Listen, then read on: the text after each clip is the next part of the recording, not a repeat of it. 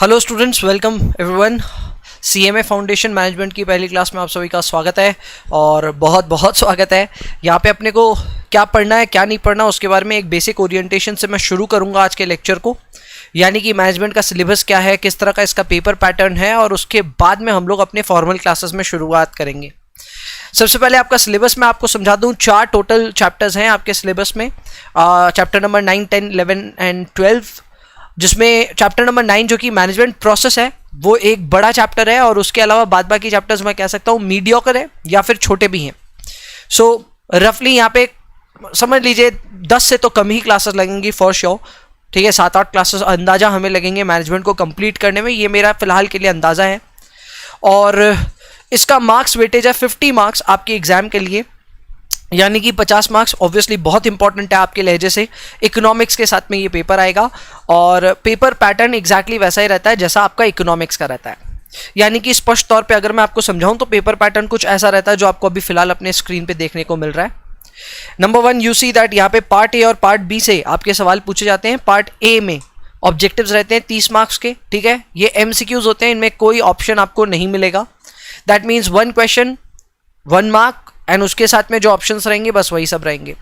तो इसमें शुरुआत के 30 मार्क्स में से भी ध्यान रखिएगा, इस 30 में से भी शुरुआत के जो 20 नंबर है वो MCQ पैटर्न के होंगे, ठीक है। MCQ क्वेश्चंस होंगे, 4 ऑप्शंस होंगे, 1 मार्क्स ईच करके, सो ये 20 मार्क्स हो गया। And then you will be having a match the following for 5 marks and true and false for 5 marks. ये एग्जैक्टली वैसा ही है जैसा आप इकोनॉमिक्स में भी पेपर पैटर्न देखते हो, सो एकदम सेम है। And then comes our subjective area जो कि 20 मार्क्स का टोटल होगा। उसमें 4 क्वेश्चंस आपको करने होंगे, 5-5 मार्क्स ईच के होंगे। टोटल यहाँ पे आपके 6 ऑप्शंस दिए जाएंगे, 6 में से 4 का चयन करना है, 6 में से 4 ही करने हैं। सो ऑब्वियसली एक ऑप्शन आपके पास में है, ठीक है। यहाँ पे आप कुछ क्वेश्चंस कर सकते हो, कुछ क्वेश्चंस छोड़ भी सकते हो, ठीक है। सो ये रहा अपना मोटा मोटी सीएमए फाउंडेशन मैनेजमेंट से पूरा पेपर पैटर्न आपके सामने। अभी तक ऐसे ही पेपर्स आ रहे हैं, हम एक्सपेक्ट कर सकते हैं कि यही पेपर पैटर्न कंटिन्यू करेगा इंस्टीट्यूट। इसका मतलब एक बात तो तय है कि हम जितनी भी पढ़ाई करेंगे उस पढ़ाई में हमें ऑब्जेक्टिव्स और साथ ही साथ सब्जेक्टिव दोनों का ख्याल रखना होगा। टॉकिंग अबाउट मैनेजमेंट, तो ये एक थियोरेटिकल एरिया है, ये बात याद रखिएगा। और थ्योरी जहां होता है ना, वहां थोड़ा सा आपको ज़्यादा केयर का रिक्वायरमेंट है। आपको चीज़ों को समझना भी पड़ेगा, एट द सेम टाइम उसको इतनी बार पढ़ लेना होगा कि आपको सब चीज़ें याद हो जाएं, ठीक है। तो सबसे पहले इस क्लास की शुरुआत करने से पहले, कंटेंट में जाने से पहले कुछ चुनिंदा बातें हैं जो मैं आपको कह देना चाहता हूं, which I think are very very crucial. सबसे पहले हाउ टू अप्रोच मैनेजमेंट, ठीक है। सबसे पहला ही क्वेश्चन क्या आता है, भैया अप्रोच कैसे करें ये बताइए, ठीक है। जिनके दिमाग में ऐसा क्वेश्चन है कि भैया मैनेजमेंट जैसे सब्जेक्ट को हम अप्रोच कैसे करें, ठीक है। कुछ लोगों को तो थ्योरी बहुत पसंद होती है, तो वो थ्योरी बहुत अच्छे से रट भी लेते हैं कई बच्चे, बट अधिकतर बच्चे ऐसे होते हैं जिनको थ्योरी वगैरह ना याद वगैरह नहीं होती जल्दी से, और उनको हमेशा ये रहता है कि भैया हमारा थ्योरी में अच्छा नंबर आ ही नहीं सकता, तो हम क्या करें, हम कैसे नंबर लेकर के आए। तो देखिए, इस क्लास की शुरुआत के 3-4 मिनट 5 मिनट के ज्ञान को ढंग से सुनिएगा। ये पूरे के पूरे मैनेजमेंट पे भी लागू होता है, और बाद बाकी और भी अगर कोई थियोरेटिकल पेपर्स हैं जैसे कि लॉ वगैरह है तो उन सब जगह भी लागू होगा। ये सिर्फ फाउंडेशन पे नहीं, आपके इंटरमीडिएट लेवल और आपके फाइनल लेवल पे भी लागू होता है। मैं आपके साथ में कुछ ऐसी बहुत ज़बरदस्त स्ट्रैटेजी शेयर करने जा रहा हूं जिससे कोई भी थ्योरी एलिमेंट को आप याद कर सकते हैं, ठीक है। तो ये चीज आप सबसे पहले अपने दिमाग में डालें कि कोई भी थ्योरी पेपर हार्ड नहीं होता, कोई भी थ्योरी पेपर को मेमोराइज नहीं करना पड़ता। एक अलग ट्रिक होती है, एक अलग तरह से काम करना होता है, और अगर आपने उसको अपनाया, अगर आपने उसको फॉलो किया, ऑब्वियसली मेहनत इन्वॉल्व है, तो फिर आपको जबरदस्त रिजल्ट देखने को मिलेंगे, ठीक है। ये बात ध्यान रखिएगा और ये बहुत क्रूशियल है। तो कैसे इसको अप्रोच करना है, मैं स्टेप बाय स्टेप आपको सारी चीजें बताऊंगा कि किस तरह पढ़ाई करनी है with respect to any theory paper, not just management, ठीक है। अपने इकोनॉमिक्स पे भी ये कुछ हद तक लागू हो जाएगा, क्योंकि इको में भी थ्योरी और प्रैक्टिस मिक्स करके ही सवाल आते हैं, तो आई वुड से सब जगह एप्लीकेबल है। यहां आज मैनेजमेंट पढ़ाते वक्त स्पेसिफिकली इसलिए बता रहा हूं क्योंकि यहां तो पूरा ही थ्योरी है, प्रैक्टिकल का कोई चांस ही नहीं है, इसलिए इन सारे अप्रोचेस का पता होना पहले से जरूरी है, ठीक है। सबसे पहली बात, सबसे पहले जो आपकी रिक्वायरमेंट है ना, वो है एक डिजायर की, वो है एक बर्निंग डिजायर की, ठीक है। अब ये ऑब्वियसली आपका कंटेंट जो है ना उस पर डिपेंड नहीं करता है, ठीक है। ये है आपके मन की आवाज, ठीक है। ये है आपकी मन की आवाज, जैसे हम कहते हैं बर्निंग डिजायर, यानी कि आपके मन में सबसे पहले एक चाह आनी चाहिए, आपके मन में एक चिंगारी आनी चाहिए कि यार हमें इस पेपर में फोड़ना है, हमें इस पेपर में जबरदस्त नंबर लेकर के आने हैं। अब वो कैसे संभव है, उसके लिए क्या करना है, वो सुनिए मेरी बात। बड़ी बड़ी किताबों में यह बात लिखी हुई है कि अगर आपको जीवन में कभी भी कुछ भी हासिल करना है ना, तो आपको अंदर से अपनी एक कॉलिंग को पहचानना होगा, अपनी अंदर की एक डिजायर को पहचानना होगा। और ये डिजायर कोई ऐसी वैसी डिजायर नहीं होनी चाहिए कि भैया हमें चाहिए, नहीं, ये ऐसी डिजायर होनी चाहिए कि मुझे ये हासिल करना है। और ये डिजायर आपके एकेडमिक करियर में हो सकते हैं सिर्फ मार्क्स। आप मार्क्स को लेकर के अगर अपने मन में कोई डिजायर कभी एस्टैब्लिश करोगे ही नहीं ना, तो नंबर भी आपके मन चाहे नहीं आएंगे। आप खुद से प्रॉमिस कीजिए, खुद से एक क्वेश्चन कीजिए, खुद से एक सवाल कीजिए कि कितने नंबर रीजनेबल होंगे इस पेपर में। एग्जाम्पल के तौर पे मैनेजमेंट जैसे पेपर में अगर मैं एनालिसिस करूं तो यहां पे सर अंदाजा अपना 50 मार्क्स का पेपर है, 30 मार्क्स तो ऑब्जेक्टिव है और उसके अलावा हमारा सब्जेक्टिव क्वेश्चंस हैं, ठीक है। मैं अगर रफली भी अंदाजा करूं तो सर हमारे 30 मार्क्स जो हमारे ऑब्जेक्टिव्स हैं उसमें से 25 तो हमारे आने ही चाहिए, ठीक है। मैं ऑब्वियसली लंबे टारगेट्स लूंगा, आप क्या समझे मैं छोटे टारगेट्स के लिए यहां पे आपको सेटल करने दूंगा क्या? 30 में से 25 आना चाहिए और बाकी जो 20 मार्क्स है तो सर ये तो 5-5 मार्क्स के क्वेश्चन है, 3-4 की ही एवरेज मिलेगी, तो 4 के एवरेज के हिसाब से भैया इसमें 16 मार्क्स और पकड़ लीजिए, यानी कि 41 इसमें से ग्रेस दे दिया, 40 मार्क्स का आपका एवरेज बैठता है। यानी कि सबसे पहले आप अपने लिए एक टारगेट सेट करो कि आपको मैनेजमेंट में 40 मार्क्स हासिल करने हैं। और ये जो आप टारगेट सेट करते हैं ना, ये सिर्फ बोलने के लिए सेट नहीं करना, ठीक है। और मैं ऑब्वियसली मैं उन बच्चों से बात कर रहा हूं फिलहाल जो सच्ची में पढ़ाई को लेकर के जागरूक हैं, जो सच्ची में कुछ हासिल करना चाहते हैं। मैं जानता हूं कुछ नालायक बच्चे हैं जिनको नहीं पढ़ना है, जो जबरदस्ती बस पढ़ाने के लिए भेज दिया गया है, आ गए हैं और पढ़ रहे हैं। यार उनसे मैं बात नहीं कर रहा, मैं उन्हीं से बात कर रहा हूं जो इन टारगेट्स को हासिल करने के लिए अपना दमखम लगा सकते हैं, जो इन टारगेट्स को हासिल करने के लिए अपनी पूरी ताकत लगा सकते हैं। ये उनके लिए मैं टारगेट सेट कर रहा हूं। अगर आपको अभी भी लगता है कि 40 मार्क्स का टारगेट आपके लिए बहुत बड़ा टारगेट है तो 35 पे आ जाइए, 30 पे आ जाइए, आपके ऊपर ऑप्शन है, ठीक है। मैं 30 के नीचे जाने की रिकमेंडेशन कभी नहीं दूंगा, 35 पे आ जाइए अगर आपको कंफर्टेबल नहीं लग रहा है 40 का टारगेट। बट मैं कहता हूं सपने देखनी है तो बड़े देखते हैं ना। और जो बच्चा मेरे से भी ज्यादा आगे सोच रहा है 45 का टारगेट सेट करो, मैं उसमें भी मना नहीं करूंगा। बट सेट जब करते हैं ना किसी टारगेट को, तो उस टारगेट को सुबह शाम याद करते हैं। यानी कि सुबह उठिए, सबसे पहले अपने इस टारगेट को देखिए, ये कहीं लिखा हुआ होना चाहिए आपके रूम में, जाके उसको रिविजिट कीजिए हर सुबह कि यार हमें इस पेपर में 40 लाने हैं। 40 लाने के लिए क्या करना होगा वो ग्रेजुअली समझ में आने लग जाएगा। पर पहले ये रोज सुबह उठ करके ड्रीम तो देखिए कि आपको ये मैनेजमेंट में 40 नंबर हासिल करने हैं। सिमिलरली आपको शाम को सोने से पहले भी अपने टारगेट्स को हमेशा देख के ही सोना चाहिए। उससे आपको हमेशा अंदर एक जुनून स्टैब्लिश रहेगा। ये मजाक की बात नहीं है, ये एकदम रियलिस्टिक बात है। आपने अगर अपने टारगेट्स को अपने जुनून में तब्दील कर दिया तो आप इन टारगेट्स को हकीकत में होते हुए भी देखेंगे। ये होगा आपके साथ। लेकिन इसके लिए आपको वो हर रोज वो जिद और हर रोज वो एफर्ट देने की दरकार पड़ेगी। मैं स्पेसिफिकली पिन पॉइंट कर रहा हूं, मेरे ख्याल से आज मेरे पास एक सुनहरा मौका था कि मैं आप सबको एड्रेस कर सकता हूं, क्योंकि हम एक सब्जेक्ट को शुरू कर रहे हैं। और शुरू करते वक्त मैं आपको यही बता रहा हूं, सेटल नहीं करना यार हमें कम पे, हमें ज्यादा से ज्यादा हासिल करना है। और ज्यादा से ज्यादा हासिल करने के लिए ऐसे ऊट पटांग टारगेट बनाने पड़ेंगे और ऐसे ऊट पटांग टारगेट को सुबह शाम याद करना पड़ेगा। पहला तो मैं चाहता हूं कि आप ये प्रण ले लें कि हाँ भैया, इस पेपर को लेकर के या कोई भी पेपर को लेकर के हम अपने बर्निंग डिजायर को खोजेंगे, हम टारगेट सेट करेंगे और उन टारगेट्स को रोज सुबह शाम खुद को महसूस करवाएंगे, खुद को एहसास दिलवाएंगे कि हमने ये टारगेट्स खुद के लिए सेट किए हैं। और बाद में उन टारगेट्स को रोज रिविजिट कीजिए, सुबह शाम हर रोज रिविजिट कीजिए, तब जाकर के आप देखेंगे कि आप इन टारगेट्स के एक्चुअल में करीब भी पहुंचेंगे। ये हुआ सर अपना प्लानिंग का हिस्सा, ठीक है। ये तो हुआ अपना सिर्फ प्लानिंग वाला हिस्सा, ठीक है भैया। ये हमने प्लान तो कर लिया खुद के लिए। अब हमें बताइए ना भैया, हम एग्जीक्यूट कैसे करें। तो एग्जीक्यूशन के लिए मैं आपको बताता हूं, ठीक है। एग्जीक्यूशन के लिए आपको हाउ टू मेमोराइज, इसके लिए मैं स्टेप्स बता रहा हूं। पहला स्टेप, ठीक है, concentrate through out the class.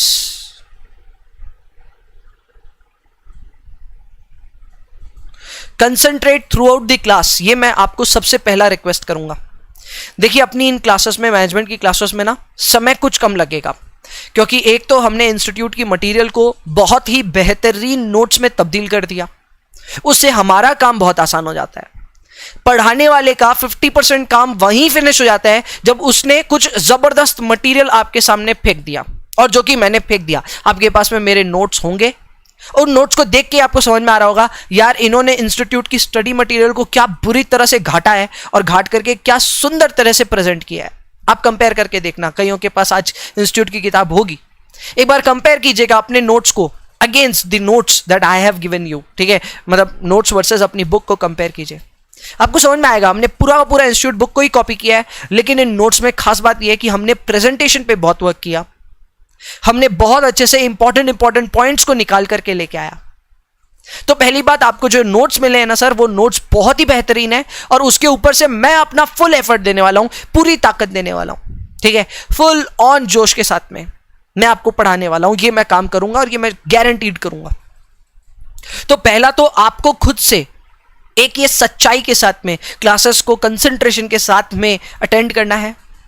आपको ध्यान देना है कि भैया क्या क्या बोल रहे हैं, हर चीजों को जो मैं समझा रहा हूं उसको समझने का ट्राई करना है। ठीक है, व्हेन आई से कंसंट्रेट ऑन द क्लास, इसका मतलब यह है कि मैं जो कुछ भी आपको समझा रहा हूं उसको समझिए, रटने मत जाइए पहले इंस्टेंस पे, सिर्फ समझिए। ठीक है, ये आज की क्लास में भी आप करेंगे, और आने वाली सारी मैनेजमेंट की क्लासेस में आप कंसंट्रेट करेंगे, समझने की चेष्टा करेंगे कि यार ये भैया बोलना क्या चाह रहे हैं। मैं मैनेजमेंट पढ़ाते वक्त कई सारे रेलेवेंट मुद्दों पे बातें करूंगा, कई सारे प्रैक्टिकल इश्यूज पे बात करूंगा, जो हम भी आमतौर पे अपने बिजनेसेस में इशू फेस करते हैं, और उसको आपके सामने मैं प्रैक्टिकली भी लेकर के आऊंगा। तो आपको प्रैक्टिकल और थ्योरी दोनों का फ्लेवर मिलेगा, उसका चिंता मत कीजिएगा, एकदम मिलेगा। लेकिन उसको कनेक्ट करना, उसको समझना, उसके लिए सिर्फ एक ही स्किल चाहिए, वो है कंसंट्रेशन। तो पूरा ध्यान लगा करके इस क्लास को देखना पड़ेगा, आगे की क्लासेस को देखना पड़ेगा, ताकि हम जो आपको आइडियाज दे रहे हैं उन आइडियाज को आप कैच करो, उन आइडियाज को आप रिटेन कर पाओ। दूसरी बात,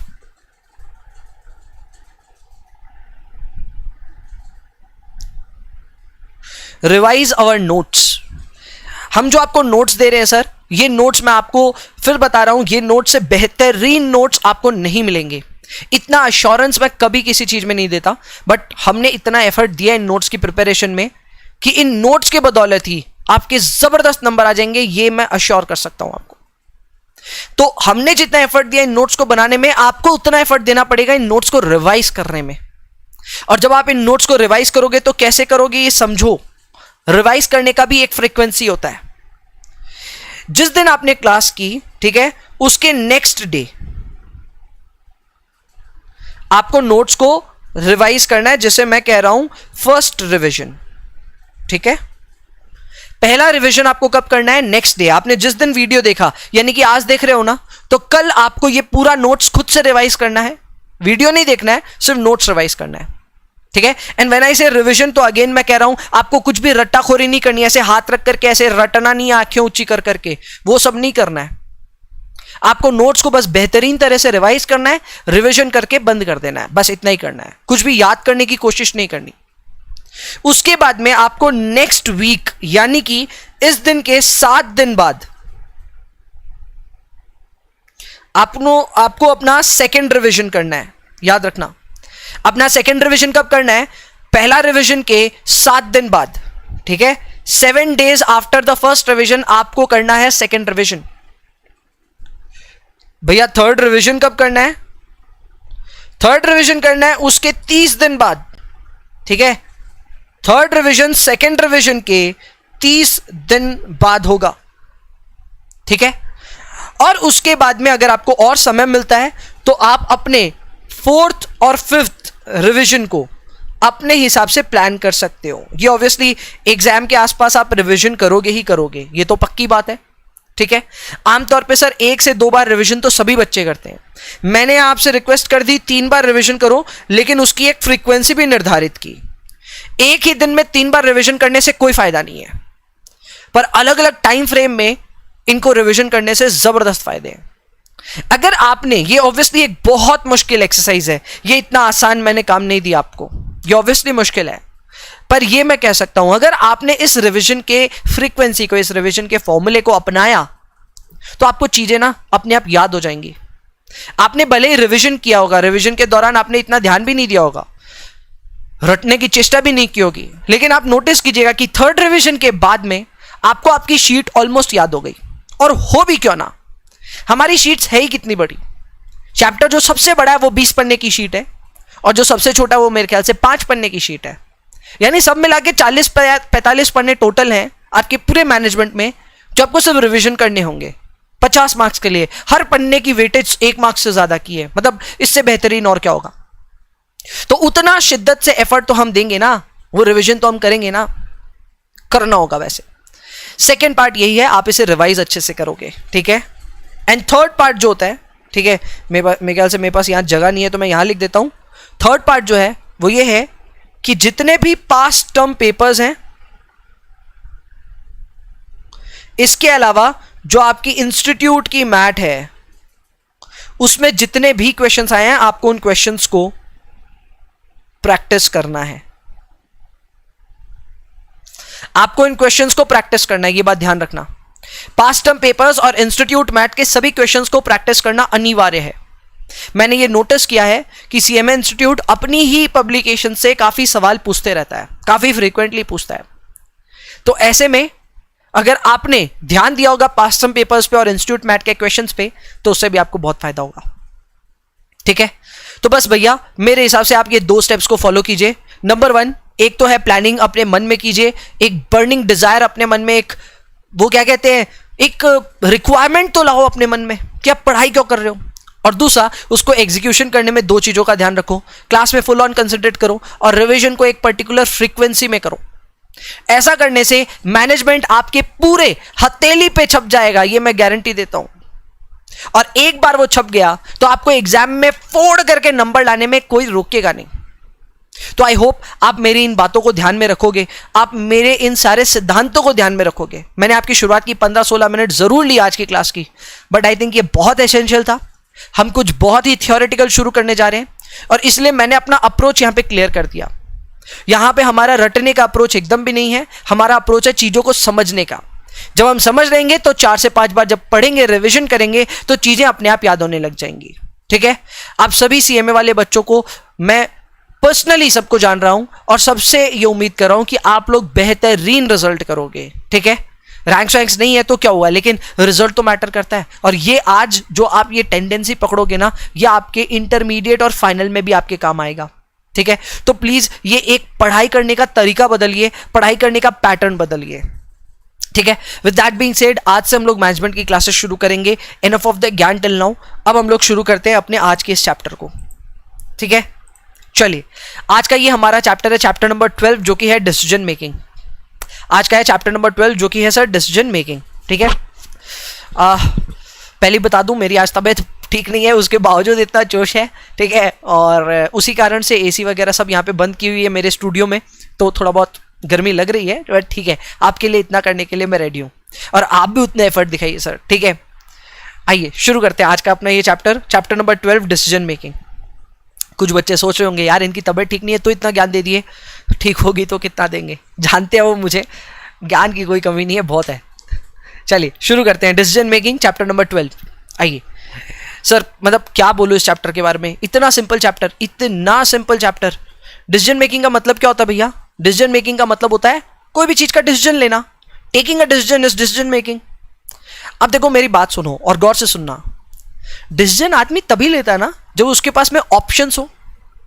मतलब समझो आपके पास कोई ऑप्शन ही नहीं है, तो फिर आप क्या डिसीजन लेते हो या नहीं लेते हो? अरे तब डिसीजन ही क्या लेना है? जब ऑप्शन ही नहीं है, जो है वही करना है, तो डिसीजन क्या लेना है? डिसीजन तो तब लेते हैं जब when you have alternatives. Example के तौर पे बारिश हो रही है तो बाहर जाएं कि ना जाएं, डिसीजन लेना है ना। तो 2 अल्टरनेटिव तो है आपके पास। पर सपोज करो आज मेरी क्लास है, बारिश हो रही है, क्लास तो अटेंड करनी है, सोच है ही नहीं कोई दूसरी। गौरव भैया की क्लास है, अटेंड तो करनी ही है, तो सोच कुछ है ही नहीं, तो डिसीजन क्या लेने का है? हाँ, फिर ये डिसीजन हो सकता है कि थोड़ा बारिश कम हो तो जाऊं या अभी तेज बारिश में जाऊं, तो वो एक डिसीजन हो सकता है। अगेन ऑल्टरनेटिव है, तभी तो आप डिसीजन ले रहे हो। यानी कि एक बात हमेशा ध्यान रखना कि आप डिसीजन मेकिंग जब भी करोगे तो आपके पास कई सारे ऑल्टरनेटिव्स होंगे और उनमें से आप कोई एक डिसीजन लेने वाले हो, कोई एक ऑल्टरनेटिव को सिलेक्ट करने वाले हो। ऑब्वियसली सिलेक्शन करने से पहले कई चीजों की आंकलन करेंगे, कई चीजों की एनालिसिस करेंगे, और ये सब आप क्यों कर रहे हैं उसका भी एक रीजन होता है। आप ये सारे डिसीजन ले रहे हैं क्योंकि आपको अल्टीमेटली एक गोल अचीव करना अपने जीवन में, ठीक है। वो कुछ भी हो सकता है गोल, ऑर्गेनाइजेशनल गोल्स हो सकते हैं, पर्सनल गोल्स हो सकते हैं, कुछ भी हो सकते हैं। यानी कि डिसीजन लेते वक्त दो बातों का हमेशा ध्यान रखते हैं। नंबर 1 ऑल्टरनेटिव्स होने चाहिए, and number 2 there should be a goal that you want to achieve. अगर ये दो चीजें मिल गई तो डिसीजन मेकिंग का डेफिनेशन बन जाएगा, ठीक है। There should be alternative course of action and there should be a goal that you want to achieve, ठीक है। अब इन्हीं दोनों चीजों के इर्द गिर्द कई महाजनों ने, कई गुरुओं ने, मैनेजमेंट गुरुओं ने अपने अपने डेफिनेशंस दिए हैं। आप देख सकते हैं अपने इस चैप्टर की शुरुआत में there are a few definitions given. Definitions total 4 हैं, फेलिक्स का है, जॉर्ज का है, एंड्रयू का है, जॉन का है, एक नीचे हर्बर्ट सिमन का भी कुछ मेंशन्ड है, उसको भी हम पढ़ेंगे। पर इन सभी डेफिनेशंस की एक खास बात यही होगी कि इन सभीयों ने डिसीजन मेकिंग को लेकर के अपनी बात रखी आपके सामने। सबकी बात की हम रेस्पेक्ट करते हैं, सबको हम पढ़ते हुए चलेंगे। अभी याद करने का किसी का कोई उद्देश्य नहीं है, मेरा तो नहीं है और आपका भी नहीं होना चाहिए। हम कुछ भी याद नहीं कर रहे हैं यहाँ पे। हाँ, इन्होंने कुछ बोला है, हम उस चीज को रिकॉग्नाइज करेंगे कि हाँ भाई फेलिक्स भाई ने ये बोला, ठीक है। उसी तरह जॉर्ज भाई ने ये बोला, एंड्रू सर ने बोला, जॉन सर ने बोला, जिसने भी बोला, हम उन सबकी बातों को एक्नॉलेज करेंगे, पर यहां रटने नहीं बैठेंगे, ठीक है। अब ये एक्नॉलेजमेंट करना क्यों जरूरी है, उसके पीछे कारण ये है कि अपना यार सीएमए इंस्टीट्यूट ना बहुत गजब का इंस्टीट्यूट है। पहला तो अपना इंस्टीट्यूट मटेरियल इतना अतरंगी बनाया है कि अगर आप ये ढूंढने बैठोगे ना कि इन भाई साहब लोगों का डेफिनेशन कहां है, तो सच में खोजना पड़ेगा। कोई बोल्ड इटैलिक्स कुछ नहीं, पैराग्राफ में सब घुसा दिया एक ही जगह। तो अगर कल को आपसे कुछ मिस हो जाए इंस्टीट्यूट की बुक पढ़ते हुए तो कोई बहुत बड़ी बात नहीं है, बट अपने नोट से मिस हो जाए तो बहुत बड़ी बात है, क्योंकि मैंने सब चीजें आपके सामने प्रेजेंट की हैं। सारे डेफिनेशंस एकदम क्लियरली आपके सामने प्रेजेंटेड है। तो ऐसे में आपके पास में कोई और ऑप्शन नहीं है इन डेफिनेशंस को ध्यान देने को। दूसरा, इंस्टीट्यूट मैच द कॉलम्स में, ठीक है, जो मैच द कॉलम्स 5 नंबर के आते हैं ना, उनमें इस तरह के क्वेश्चंस पूछ सकता है। They can give you few keywords from these definitions और फिर पूछ सकते हैं बताओ ये किसने बोला था। अब सोचो ऐसे क्वेश्चंस आते हैं। अब जब ऐसे क्वेश्चंस आते हैं तो हमें प्रिपेयर भी ऐसा करना ही पड़ेगा ना। तो आइए इनके बारे में थोड़ा थोड़ा करके पढ़ लेते हैं। ज्यादा अंदर नहीं घुसेंगे, बट थोड़ा थोड़ा एक बार पढ़ेंगे कि किसने क्या बोला, ठीक है। आइए, सब्जेक्टिव सवालों की तो तैयारी अभी फिलहाल हम कर भी नहीं रहे, क्योंकि सब्जेक्टिव में इनके डेफिनेशन लिखने की दरकार नहीं होगी। सब्जेक्टिव में खुद का डेफिनेशन लिखो, हो जाएगा, ठीक है। आइए एक बार देखते हैं फेलिक्स लोपेज ने क्या बोला था। इन्होंने बोला कि डिसीजन है आपकी जजमेंट, यानी कि कोई भी चीज को लेकर के आप जब कोई डिसीजन लेते हो, कोई जजमेंट करते हो, तो वो डिसीजन मेकिंग है। तो ये तो बात सही लग रही है मुझे। दूसरा बोला ये एक फाइनल रेजोल्यूशन है, यानी कि आपका फाइनल मत है, आपका फाइनल डिसीजन है ये। विथ रेस्पेक्ट टू व्हाट, आप ये डिसीजन क्यों ले रहे हो? ये डिसीजन आप इसलिए ले रहे हो क्योंकि आपके सामने एक कॉन्फ्लिक्ट है। क्या है आपके सामने? एक कॉन्फ्लिक्ट। कॉन्फ्लिक्ट का मतलब होता है द्वंद्व। कॉन्फ्लिक्ट का मतलब होता है जब आप दो अल्टरनेटिव्स के बीच में ना डिसाइड नहीं कर पा रहे हो, दोनों में भिड़ंत हो गई, उसे हम कहते हैं कॉन्फ्लिक्ट। ये कॉन्फ्लिक्ट नीड्स, मीन्स, गोल्स सभी को लेकर के हो सकते हैं। ऐसे कॉन्फ्लिक्ट जब भी आपके सामने अराइज होंगे तो उस कॉन्फ्लिक्ट का कोई ना कोई तो निवारण निकालना पड़ेगा ना। तो जो आपका फाइनल निवारण होगा उसी को हम लोग बोलेंगे डिसीजन। क्या बात है, कितना सिंपल है। इस डिसीजन को लेते वक्त आपको ध्यान रखना चाहिए कि अनसर्टेनिटी, कॉम्प्लेक्सिटी और इरेशनलिटी सभी चीजें आपके इर्द गिर्द रहेंगी, आपको उसका ध्यान देना है। और ये सारे डिसीजन आप इसलिए ही ले रहे हैं ताकि आपको पता चले कि आपका कोर्स ऑफ एक्शन क्या होना चाहिए, जिसके बदौलत आप अपने डिजायर्ड रिजल्ट्स को अचीव कर पाएंगे। क्या बात है, क्या बात है सर। यहां पे आपका डिसीजन का जो डेफिनेशन है वो मुझे तो बहुत ही सही लगा, बहुत सूदिंग लगा। 2 पार्ट्स में है। जो हमारा पहला पार्ट है वो ये कहता है कि डिसीजन एक जजमेंट है जिसमें हम एक फाइनल रेजोल्यूशन ले रहे हैं एक कॉन्फ्लिक्ट को लेकर के। इस कॉन्फ्लिक्ट में नीड्स, मीन्स और गोल्स में कॉन्फ्लिक्ट हो सकता है। इसके अलावा यहां पे आप एक कोर्स ऑफ एक्शन की बात करोगे जो कि आपको अपने डिजायर्ड रिजल्ट्स को अचीव करने में मदद करेगा। बहुत ही बेहतरीन डेफिनेशन है। हमने पढ़ लिया, यहाँ final resolution, conflicts, course of action वगैरह की बातें हैं, बात हो गई, ठीक है, हमने पढ़ लिया। अभी रटने की चेष्टा एकदम भी नहीं की है, ठीक है। फेलिक्स साहब का हमने पढ़ लिया डेफिनेशन, चलो बढ़िया। नेक्स्ट अभी यार जॉर्ज साहब भी कुछ बोल रहे हैं क्या? वेल जॉर्ज साहब और एंड्रू साहब का ना दोनों का डेफिनेशन एक जैसा सही है। आप पढ़ोगे तो दोनों में ही आपको लगेगा कि ऑल्टरनेटिव्स की बातें हो रही हैं। देखिए यहाँ पे भी बोला है चॉइस ऑफ ऑल्टरनेटिव एक्शंस, और यहाँ बोला है elective of an alternative of 2 और मोर ऑल्टरनेटिव्स, यानी कि 2 ऑल्टरनेटिव्स आपके सामने हैं या उससे ज्यादा भी हो सकते हैं, आपको उनमें से किसी एक का चॉइस करना है। ये चॉइस करने से ही आपको पता चल जाएगा कि आपका कोर्स ऑफ एक्शन क्या होना चाहिए, ठीक है। यहां पे भी उसी की बात की गई है कि आपके सामने, ठीक है, आपके सामने कई ऑल्टरनेटिव एक्शंस होंगे, ठीक है, आपको उसमें से किसी का इंप्लीमेंटेशन और इवैल्यूएशन करना है ताकि आपको पता चले कि आप किस तरह अपने गोल्स को हासिल करोगे। देखा जाए तो दोनों ने ही ऑल्टरनेटिव्स पे काफी एम्फेसाइज किया। जॉर्ज टेरी ने डेफिनेटली कोर्स ऑफ एक्शन के ऊपर में बात की, वहीं पे एंड्रू ने बात की थी विथ रिस्पेक्ट टू गोल्स। एकदम हल्का सा डिफरेंस है, अदरवाइज दोनों का डेफिनेशन एक जैसा सा ही लग रहा है, ठीक है, कोई बात नहीं, आगे बढ़ेंगे। नेक्स्ट आता है अपना एज पर जॉन मैकडोनाल्ड।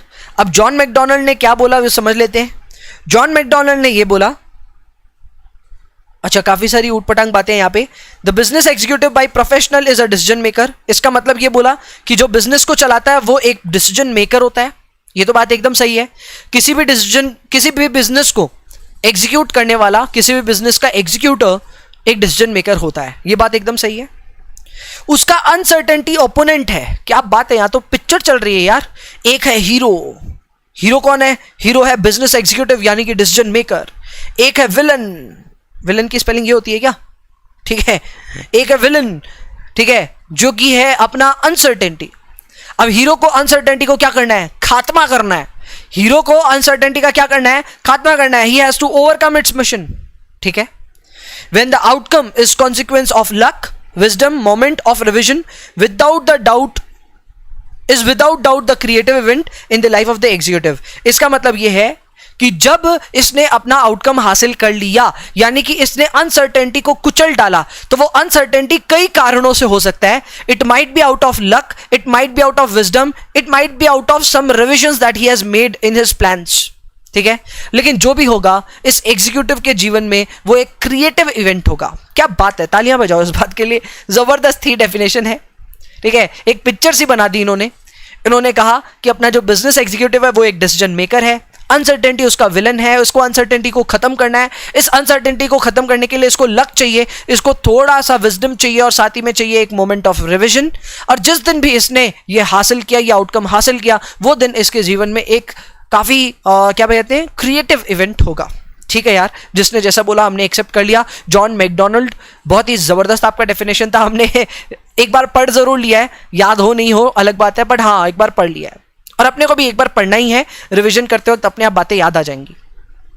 तो सर एक बार तो रिवीजन मैं ही करा देता हूं। 4 डेफिनेशंस हमने पढ़े हैं। फेलिक्स साहब ने डेफिनेशन में कॉन्फ्लिक्ट का जिक्र किया था कि ये कॉन्फ्लिक्ट नीड्स, मीन्स और गोल्स से रिलेटेड हो सकता है, और यहां पे हम अनसर्टेनिटी, कॉम्प्लेक्सिटी और इरेशनलिटी से डील करते हैं। हम जब कोई भी डिसीजन लेंगे तो हमें अपने कोर्स ऑफ एक्शन का पता चल जाएगा, जिससे हम अपने डिजायर्ड रिजल्ट को अचीव कर पाएंगे। ये था एज पर फेलिक्स साहब। नेक्स्ट था जॉर्ज और एंड्रू, दोनों के डेफिनेशंस में ऑल्टरनेटिव्स की बात की गई थी। एंड्रू ने बात की थी गोल्स को लेकर के, और जॉर्ज ने बात की थी कोर्स ऑफ एक्शन को लेकर के। ये बहुत स्पष्ट था। और फिर जॉन मैकडोनाल्ड ने थोड़ी बॉलीवुड की स्टोरी बना दी। एक हीरो है जो कि है हमारा बिजनेस एग्जीक्यूटिव, और इसके अलावा अनसर्टेनिटी है उसका विलन। इसको अनसर्टेनिटी पे जीत हासिल करनी है। वो जीत हासिल करने के लिए इसको लक चाहिए, विजडम चाहिए और मोमेंट ऑफ रिविजन चाहिए, और जो कि हासिल करने के बाद इसके जीवन में आएगा एक क्रिएटिव इवेंट। चलिए बढ़िया है, डेफिनेशन हमें फिलहाल थोड़े बहुत समझ में आ गए। अब देखते हैं हर्बर्ट सिमंड को भी कुछ बोलना था, वो भी देख लेते हैं ये क्या बोल रहे हैं। तो सर हर्बर्ट सिमंड हमें ये बोल रहे हैं दैट डिसीजन मेकिंग, ठीक है, वो मैनेजमेंट के बराबर ही तो है। ये बोल रहे हैं भाई तुम जो सब्जेक्ट पढ़ रहे हो मैनेजमेंट, वो पूरा ही डिसीजन मेकिंग है। मैनेजमेंट का काम क्या होता है? डिसीजन लेना। कभी मैनेजमेंट को देखा काम करते हुए? नहीं भाई, मैनेजमेंट का काम होता है काम करवा लेना। यानी बैठे बैठे ये अपना डिसीजन लेगा और डिसीजन के अनुसार लोगों को काम पे लगा देगा। तो यार इसका कहना तो सही है। ये जो कह रहे हैं that management is the other name for decision making, मेरे हिसाब से वो गलत भी नहीं है, क्योंकि मैनेजमेंट ही सारे डिसीजन मेकिंग के फैसले करता है। बात तो एकदम सही है। यहां देखिए लिखा हुआ है a manager does is nothing but decision making, यानी कि भाई ये करता कुछ है नहीं, सिर्फ डिसीजन लेता है। ये बात एकदम सही है। इसका मतलब ये है कि आप मैनेजमेंट का चाहे जो भी फंक्शन अदा करो उसमें डिसीजन मेकिंग तो इन्वॉल्व होगा ही। यहां हम जिन फंक्शंस की बात कर रहे हैं वो टोटल 8 फंक्शंस हैं जो हमारे बुक में काफी विस्तार में है। हम पढ़ेंगे उनके बारे में अगले चैप्टर में, जब हम पढ़ेंगे चैप्टर नंबर 9 तब, ठीक है। तो उन फंक्शंस को जब भी आप करोगे तो डिसीजन मेकिंग की जरूरत आपको पड़ेगी ही, और इसी कारण डिसीजन मेकिंग एक परवेसिव नेचर का फंक्शन है। परवेसिव का मतलब ये होता है कि डिसीजन मेकिंग की जरूरत आपको बिजनेस के हर डिपार्टमेंट में पड़ेगी और हर लेवल ऑफ मैनेजमेंट में पड़ेगी, यानी कि जहां भी जाओ डिसीजन मेकिंग आपका पीछा छोड़ेगा नहीं। इनकी बात भी मुझे काफी अच्छी लगी। इन्होंने डिसीजन मेकिंग को डायरेक्टली मैनेजमेंट से रिलेट किया, कहा कि भैया मैनेजमेंट जितने भी फंक्शंस करता है उन सभी में तो डिसीजन मेकिंग इन्वॉल्व है, यानी कि डिसीजन मेकिंग एक परवेसिव नेचर का फंक्शन है जो कि मैनेजमेंट अदा करती है। आई थिंक उनकी भी बात काफी सही है और हर्बर्ट सिमन की इस बात को भी हमने एक्नॉलेज कर लिया है। चलो बहुत बढ़िया। हैविंग डन सो, हमने देखो सारे के सारे डेफिनेशंस कवर कर लिए। अब डेफिनेशंस हमारे पीछे नहीं आएंगे। हमने 5 बेसिक डेफिनेशंस एक बार पढ़े हैं, रिवीजन के लिए जब हम करेंगे नेक्स्ट टाइम तब उस समय आपको और बेहतर समझ में आने लग जाएंगे।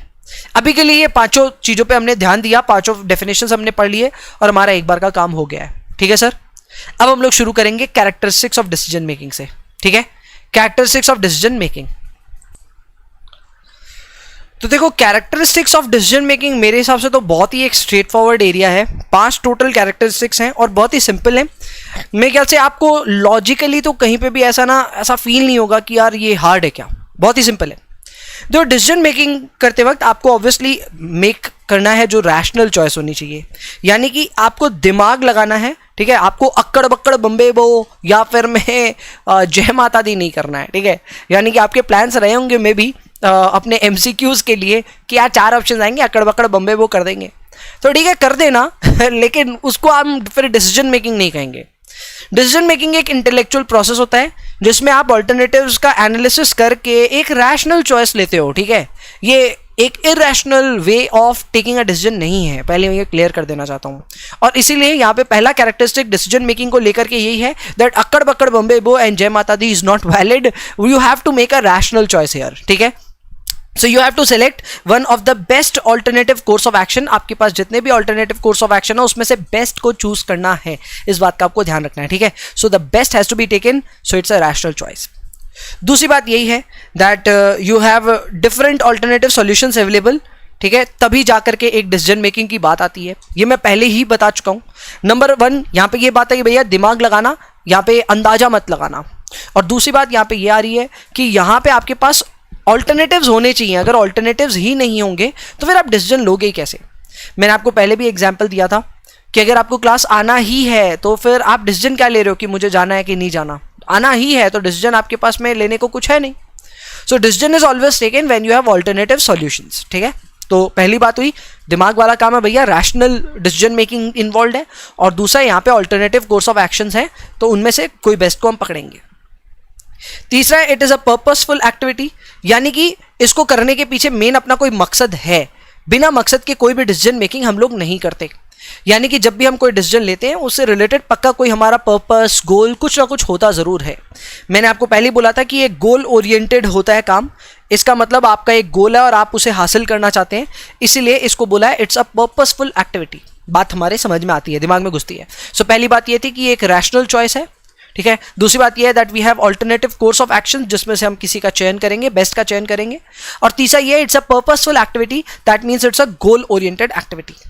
चलो नेक्स्ट है, आप जो भी डिसीजन लेंगे उसमें आपको अपने रिसोर्सेज को भी कमिट करना होगा। यानी कि सिर्फ डिसीजन ही नहीं लेना, डिसीजन के अनुसार आपको एक्ट भी करना पड़ेगा, ठीक है। और हम जब ऑर्गेनाइजेशन के पॉइंट ऑफ व्यू से बात करते हैं तो एक्ट करने का मतलब ये होता है कि अपने रिसोर्सेज को उसमें कमिट कर देना।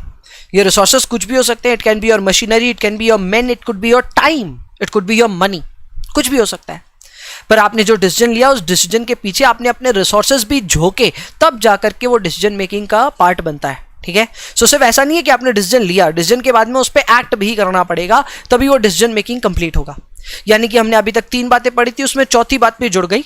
पहली बात हमने पढ़ी थी that it's a rational choice. Number 2 we need to have more than one options, obviously alternative course of actions होने चाहिए। नंबर 3 है हमारा कि ये एक पर्पसफुल एक्टिविटी है, कोई गोल ओरिएंटेड एक्टिविटी है। और नंबर 4 है कि हमें अपने कुछ रिसोर्सेज को इसमें कमिट करना पड़ेगा। चलो बढ़िया है। नंबर 5 ये है that it is related to some situation और एनवायरमेंट, यानी कि ये किसी ना किसी सिचुएशन या फिर किसी एनवायरमेंट से संबंधित होता है। चलो ठीक है, पांचों पॉइंट्स हमें फिलहाल समझ में आ गए, कुछ हद तक थोड़े बहुत याद भी हो गए क्योंकि हमने रिपीट 1-2 बार कर लिया है इसको। ठीक है, हम इसको ओवर द टाइम ऑब्वियसली इसको और पुख्ता कर लेंगे, बट अभी के लिए ये 5 पॉइंट्स बहुत हैं कैरेक्टरिस्टिक्स ऑफ डिसीजन मेकिंग में। मेरे साथ प्लीज एक बार दोहराएं, हमने रटा नहीं है, समझा है, लेकिन इसको दोहरा रहे हैं। पहली बात ये है that here we have to take a rational decision, ठीक है, so it's a decision backed by some rational choice. Number 2 we have alternative course of action. Number 3 it's a purposeful activity, यानी कि कोई गोल ओरिएंटेड एक्टिविटी है। Number 4 हमें इसमें अपने resources को कमिट करना पड़ेगा। And number 5 it is related to some situation और एनवायरमेंट। ठीक है, so these are 5 characteristics of decision making and I hope आपको ये कुछ हद तक और क्लियर हो गया है। आगे बढ़ते हैं। नेक्स्ट हमारे सामने जो निकल करके आ रहा टॉपिक वो है टाइप्स ऑफ डिसीजन, यानी कि किस किस तरह के हमें डिसीजन लेने पड़ते हैं। आई वुड से ये टॉपिक ना काफी हद तक रीडिंग कैटेगरी है। ठीक है, अब मैं जब आपको आरसी लिखाऊंगा ना अपनी नोट्स पे, आरसी का मतलब ही होगा रीडिंग कैटेगरी, यानी कि अंदर जितना भी मैटर है उसको बस आप पढ़ लेंगे तो आपका काम हो जाएगा। So what I will do is कि मैं इनका आपको मीनिंग अच्छे से समझा दूंगा, अंदर से नहीं पढ़ाऊंगा, कुछ भी मार्किंग अंदर से नहीं कराऊंगा। वो मार्किंग करने का जिम्मा किसका होगा? आपका। और अंदर से पढ़ना जरूरी भी है। देखो, अगर अंदर से पढ़ना जरूरी नहीं होता ना, ये मैं आपको गारंटी देता हूं, वो मेरे नोट्स में ही नहीं होता। मैंने अपने इस नोट्स में ऑलरेडी काफ़ी सारी काट छाट कर रखी है। इंस्टीट्यूट के मटेरियल में काफ़ी सारा गार्बेज भरा हुआ था, उस गार्बेज को हमने ऑलरेडी यहाँ पे एक्सक्लूड कर दिया आपके लिए। तो एक बात तो तय है कि आपको इस नोट्स में जितने भी सेंटेंसेस मिल रहे हैं, जितनी भी चीज़ें मिल रही हैं, सब काम की हैं, इग्नोर कुछ नहीं कर सकते, पढ़ना सबको है। बट हाँ, कुछ चीज़ें ऐसी हैं जो काफ़ी इलेबोरेटेड फॉर्म में हमने लिखी हैं, जिसको समझाने के टाइम पे आपको इतना इलेबोरेटेड फॉर्म में नहीं समझाना पड़ता, तो उस पर मैं लिखाऊंगा आरसी। इसका मतलब मैंने समझा दिया है, लेकिन एक बार अंदर से पढ़ने की जिम्मेवारी किसकी होगी? आपकी। और अभी नहीं, आराम से सुकून से घर पे पढ़ने का है।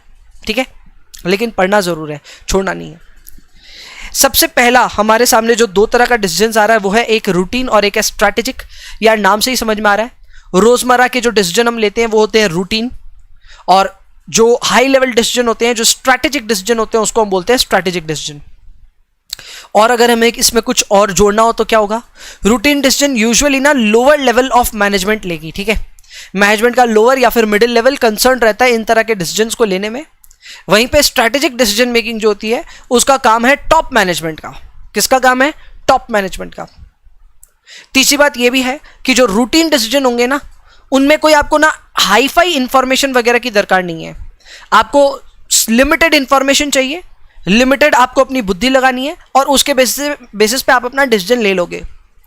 वहीं पे एक स्ट्रैटेजिक डिसीजन में आपकी इंफॉर्मेशन भी बड़ी कॉम्प्लेक्स होगी, आपकी इंफॉर्मेशन भी काफी अतरंगी होगी, उसका एनालिसिस भी करना पड़ेगा, और तब जाकर के आप एक कॉम्प्लेक्स डिसीजन वहां पे लोगे।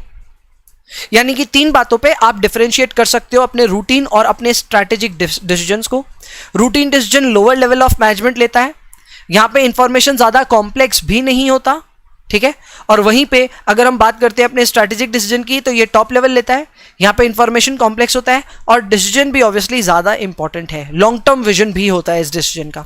ठीक है, तो ये रहा अपने differences between routine and strategic decision. चलो नेक्स्ट है प्रोग्राम्ड और नॉन प्रोग्राम्ड डिसीजंस। ठीक है, अब देखो, प्रोग्राम्ड और non programmed decision basically uniqueness का पॉइंट है। किसका पॉइंट है? यूनिकनेस। अब देखिए, अगर आप कोई ऐसी सिचुएशन में फंस गए जिसका जवाब अभी भी काफी हद तक मैं कह सकता हूं जनरल है, बहुत ज्यादा यूनिक प्रॉब्लम नहीं है, ठीक है, तो उसका डिसीजन लेने के लिए ना आप बॉदर नहीं करोगे अपने एक्सपर्ट्स को, आप बॉदर नहीं करोगे अपने टॉप मैनेजमेंट को।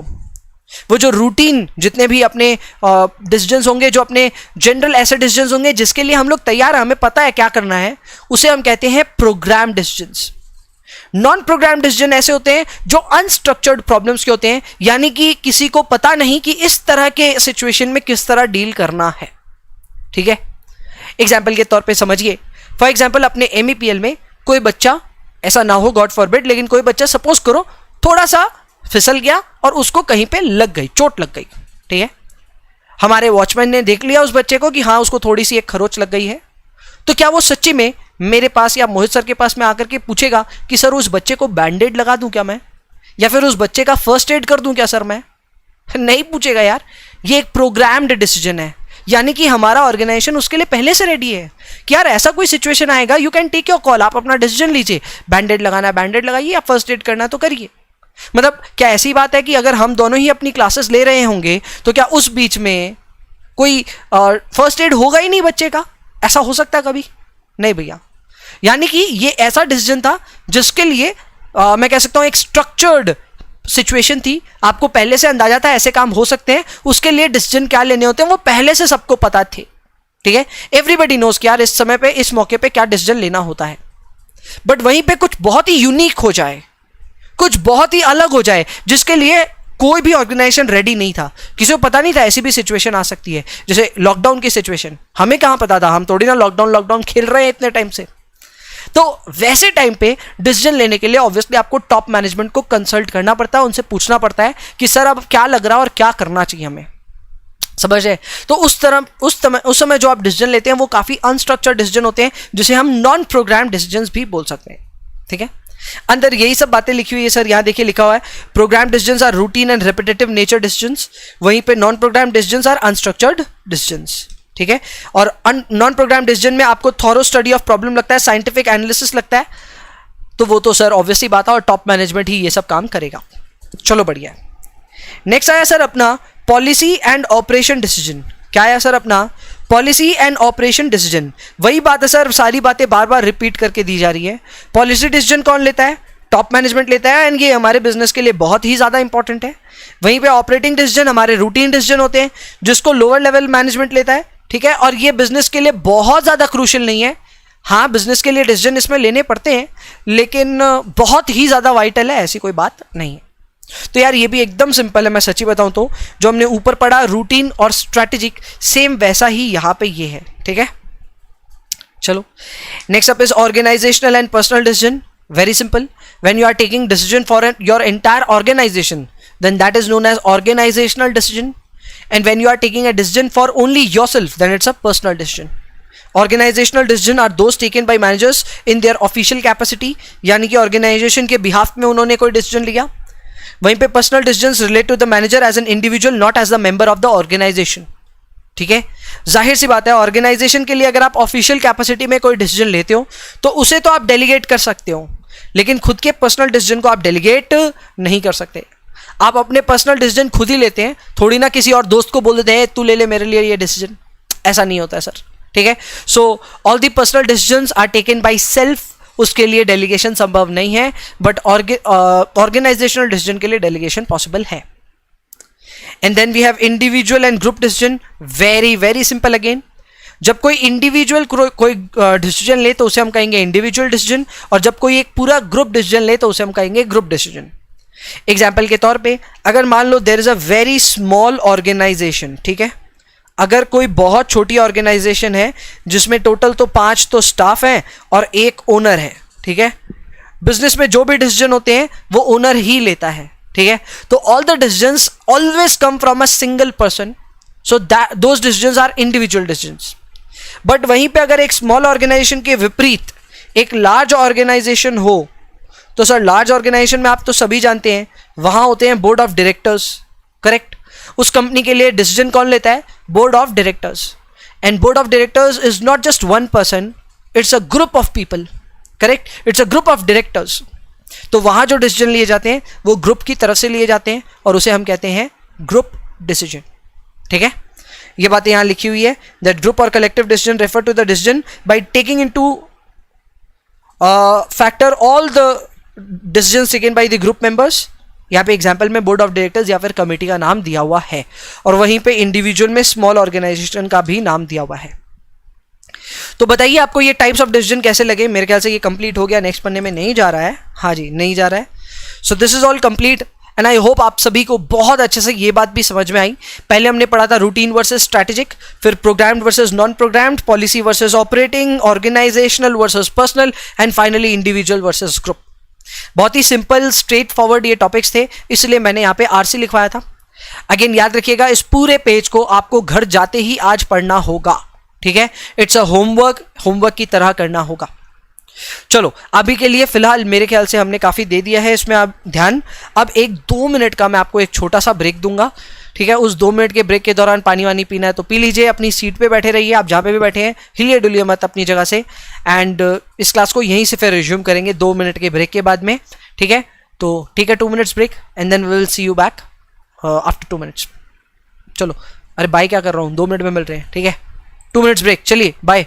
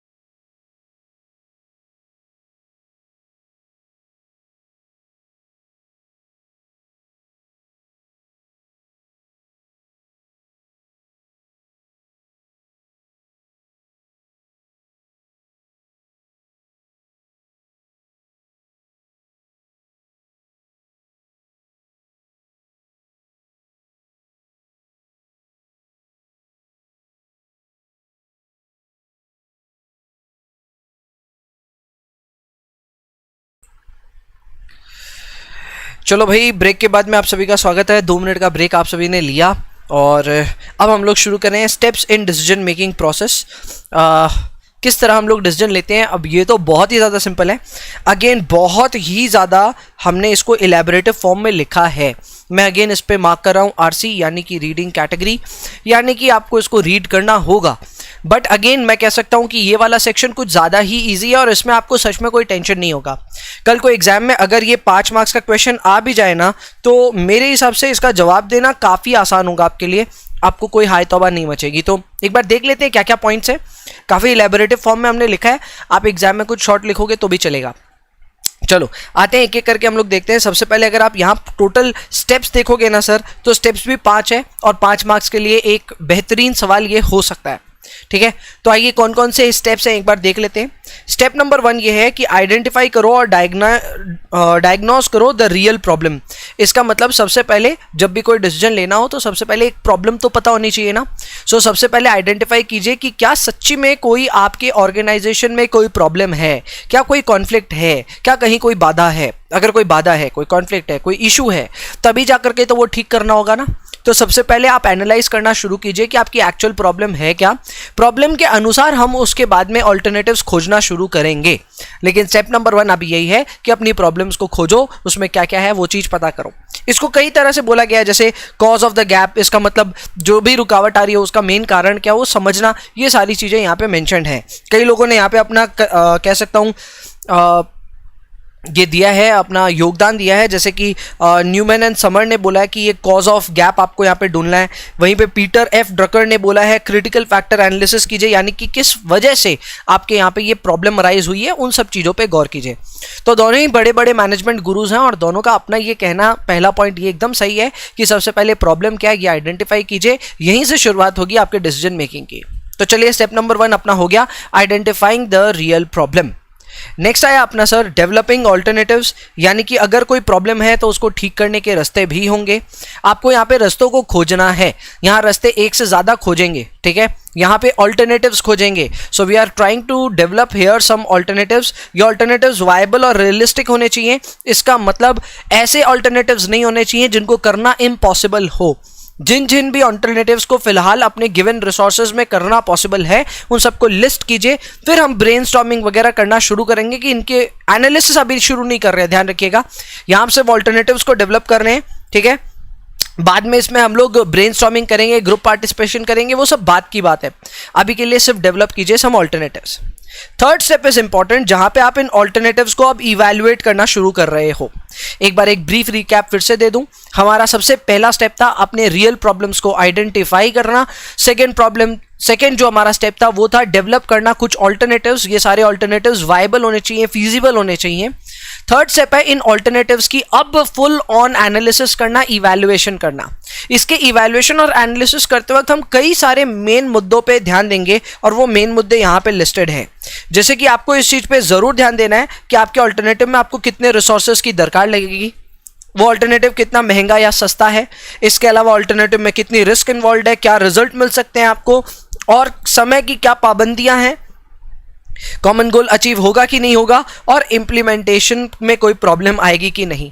यानी कि ये कुछ छोटे मोटे फैक्टर्स हैं जिनका आपको हर एक ऑल्टरनेटिव के लिए एनालिसिस करना है।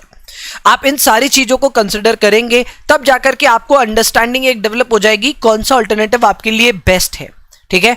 तो आपने पहले क्या किया, रियल प्रॉब्लम्स को अंडरस्टैंड किया, फिर आपने डेवलप किए कई सारे वायबल ऑल्टरनेटिव्स। थर्ड स्टेप में आपने इन ऑल्टरनेटिव्स में काफी सारी चीजों की एनालिसिस की, जैसे कि कितने रिसोर्सेज लगेंगे, कितना समय लगेगा, इंप्लीमेंटेशन में क्या प्रॉब्लम आएगा, कितना पैसा लगेगा, और कितने क्या रिजल्ट्स आएंगे, क्या रिस्क इन्वॉल्व है, वगैरह वगैरह, ठीक है। तो इन सारे मुद्दों पे हमने एनालिसिस की।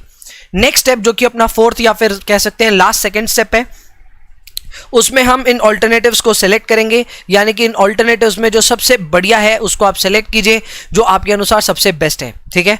यहां पे ड्रकर साहब ने बोला है that 4 criterias that you need to consider are risk, economy, timing, limitation of resources, ठीक है। इन 4 चीजों पे आप गौर करेंगे। ऊपर हमने ये चीजें देख ली थी, पर ड्रकर साहब ने इनमें से 4 चीजें इंपॉर्टेंटली मार्क कराई हैं। इन्होंने बोला है किसी भी ऑल्टरनेटिव की रिस्क, उसकी इकोनॉमी, उसकी टाइमिंग और उसके रिसोर्सेज के बारे में आपको एनालिसिस करनी चाहिए और तब जाकर के सेलेक्ट करना चाहिए एक बेस्ट ऑल्टरनेटिव अपने लिए। एंड फाइनली ऑल्टरनेटिव का पालन तो करना ही है, इंप्लीमेंट करना है, उसके बाद में फॉलो अप भी करना उस डिसीजन को। यानी कि डिसीजन लेने के बाद में आपको यह भी चेक करना है कि डिसीजन के जो मैं कह सकता हूं रिजल्ट्स हैं वो एक्सपेक्टेड लाइंस पे आए या फिर उससे कुछ अलग आए। अगर कुछ अलग आए तो ऑब्वियसली कुछ करेक्टिव एक्शन वगैरह लेना होगा, तो वो भी लेना पड़ेगा। तो फॉलो अप करना भी बहुत जरूरी है, ठीक है। सिर्फ डिसीजन लेना ही सब कुछ नहीं होता, डिसीजन का फॉलो अप कीजिए सो दैट आपको पता चले कि आपकी डिसीजन मेकिंग कितनी इफेक्टिव है या नहीं है। सो इतना करने के बाद में हमारे 5 स्टेप्स जो कि हैं हमारे वो पूरे के पूरे कंप्लीट हो गए। फिर से दोहराते हैं, प्लीज मेरे साथ दोहराइए। नंबर 1 अपनी रियल प्रॉब्लम्स को आइडेंटिफाई करना। नंबर 2 अपने ऑल्टरनेटिव्स को डेवलप करना। डेवलपमेंट ऑफ ऑल्टरनेटिव्स के टाइम पे हम ये ध्यान देंगे कि ये सारे ऑल्टरनेटिव्स वायबल होने चाहिए, फिजिबल होने चाहिए। फिर हम सारी एनालिसिस कंप्लीट करेंगे विद रेस्पेक्ट ओवर ऑल्टरनेटिव्स। इस एनालिसिस में कई सारी चीजें हम देखेंगे, जैसे कि क्या इस मॉडल की इकोनॉमी है, यस डिसीजन की क्या इकोनॉमी है, क्या रिटर्न्स हमें मिल सकती हैं, क्या रिस्क रिवॉर्ड रेशियो है, ठीक है। इसके अलावा क्या क्या रिसोर्सेज की दरकार लगेगी, क्या टाइम कॉन्स्टेंट्स है, वगैरह वगैरह, ठीक है। इन सारी चीजों की एनालिसिस करने के बाद में हम एक सेलेक्ट करेंगे ऑल्टरनेटिव, और ऑल्टरनेटिव को सिलेक्ट करके इंप्लीमेंट करके बाद में फॉलो अप भी करेंगे। इस तरह से हमारे total 5 steps of decision making complete हुए। चलो ये हो गया अपना, एंड आई होप बढ़िया से आपको समझ में आ गया। नेक्स्ट है, अब ये इंटरेस्टिंग चीजें हैं सर। नेक्स्ट एक काफी इंटरेस्टिंग सेक्शन है जिसमें हम डिसीजन मेकिंग को लेकर के कुछ टेक्निक्स के बारे में चर्चा करेंगे। यहाँ पे 2 तरह की टेक्निक्स है जो आपके सामने है। पहली टेक्निक है क्वांटिटेटिव टेक्निक्स, यानी कि ये वो टेक्निक्स है जिसमें थोड़ा बहुत नंबर क्रंचिंग वगैरह करके, थोड़ा बहुत मैथमेटिकल टूल्स अप्लाई करके, थोड़ा बहुत कंप्यूटर का एप्लीकेशन करके आप अपने डिसीजंस ले पाओगे। और दूसरे टेक्निक्स है मॉडर्न टेक्निक्स, जो कि मैं कह सकता हूं क्वांटिटेटिव तो नहीं है, क्वालिटेटिव है, ठीक है। तो पहले अपने शुरुआत करेंगे क्वांटिटेटिव टेक्निक्स से, ठीक है। तो क्वांटिटेटिव में आप देख सकते हैं, देखिए यहाँ पे नाम लिखा हुआ है क्वांटिटेटिव टेक्निक्स, तो ये है अपना फर्स्ट सेक्शन। सेकेंड सेक्शन होगा मॉडर्न टेक्निक्स, उस पर थोड़ी सी देर में बात करेंगे। तो सर सबसे पहले शुरू करते हैं क्वांटिटेटिव टेक्निक्स। तो एक चीज़ बता दूं मैं आपको ये कि आपके सीएमए एग्जीक्यूटिव में, या फिर जिसको हम इंटरमीडिएट एक्चुअली बोलते हैं, ठीक है, उसमें आपके एक पेपर है जिसे हम बोलते हैं ओएम, ठीक है। ये 70 मार्क्स टॉपिक है, अपने एमईपीएल में मैं ही पढ़ाता हूं इस पेपर को। उस पेपर में एक्चुअल में आप यहां जितने पॉइंट्स पढ़ोगे उसको प्रैक्टिकली एप्लीकेशन करना सीखोगे, ठीक है। It's a 70 marks practical topic जहां पे हम क्वांटिटेटिव टेक्निक्स की मदद से डिसीजन लेते हैं। तो ऑब्वियसली खुल के तो समझ वहीं पे आएगा, मैं फिर भी अपनी ट्राई करूंगा यहां पे एक बार इन सारे मॉडल्स को समझाने की ट्राई करूं।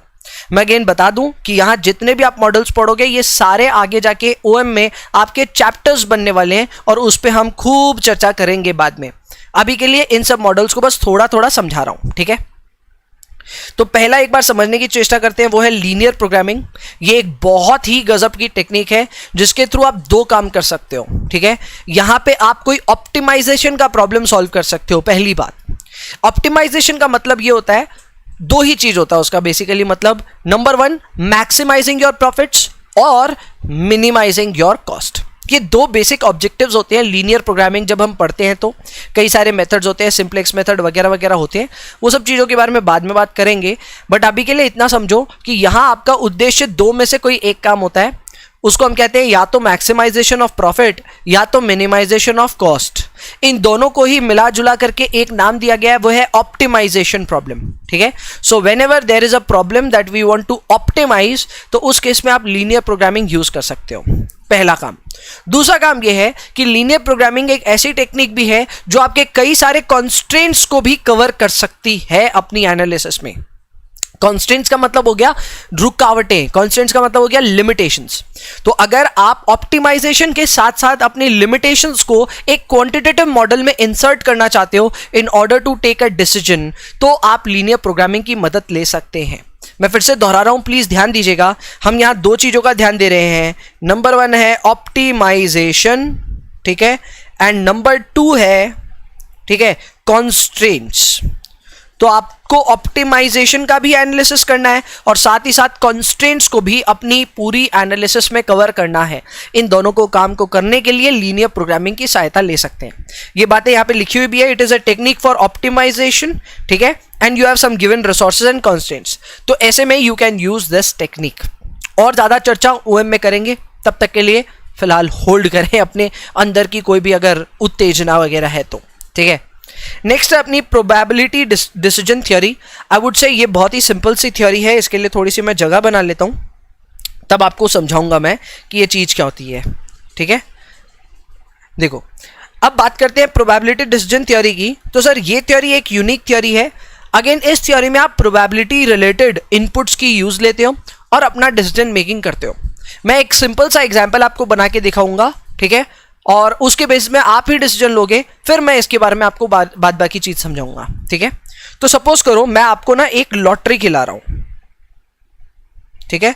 लॉटरी टिकट का मैं आपसे 80 रुपया चार्ज करना चाह रहा हूं। कितना रुपया चार्ज करूंगा? 80 rupees for the lottery ticket. ये लॉटरी का हिसाब कुछ ऐसा है कि देयर इज अ 50% चांस कि आपकी लॉटरी लगेगी तो 100 रुपए की लग जाएगी, ठीक है, and there is a 50% chance कि आपकी लॉटरी लगेगी तो आप कुछ भी नहीं जीतोगे, नहीं लगेगी तो कुछ भी नहीं जीतोगे, 0 रुपीज जीतोगे, ठीक है। तो यहाँ पे सिचुएशन एकदम क्लियर है। देयर इज अ 50% प्रोबेबिलिटी कि आप 100 रुपए जीत सकते हो and there is a 50% probability कि आप कुछ भी नहीं जीतोगे। मेरा क्वेश्चन बस आपसे एकदम सिंपल सा ये है कि क्या आप 80 रुपए में इस टिकट को खरीदोगे क्या?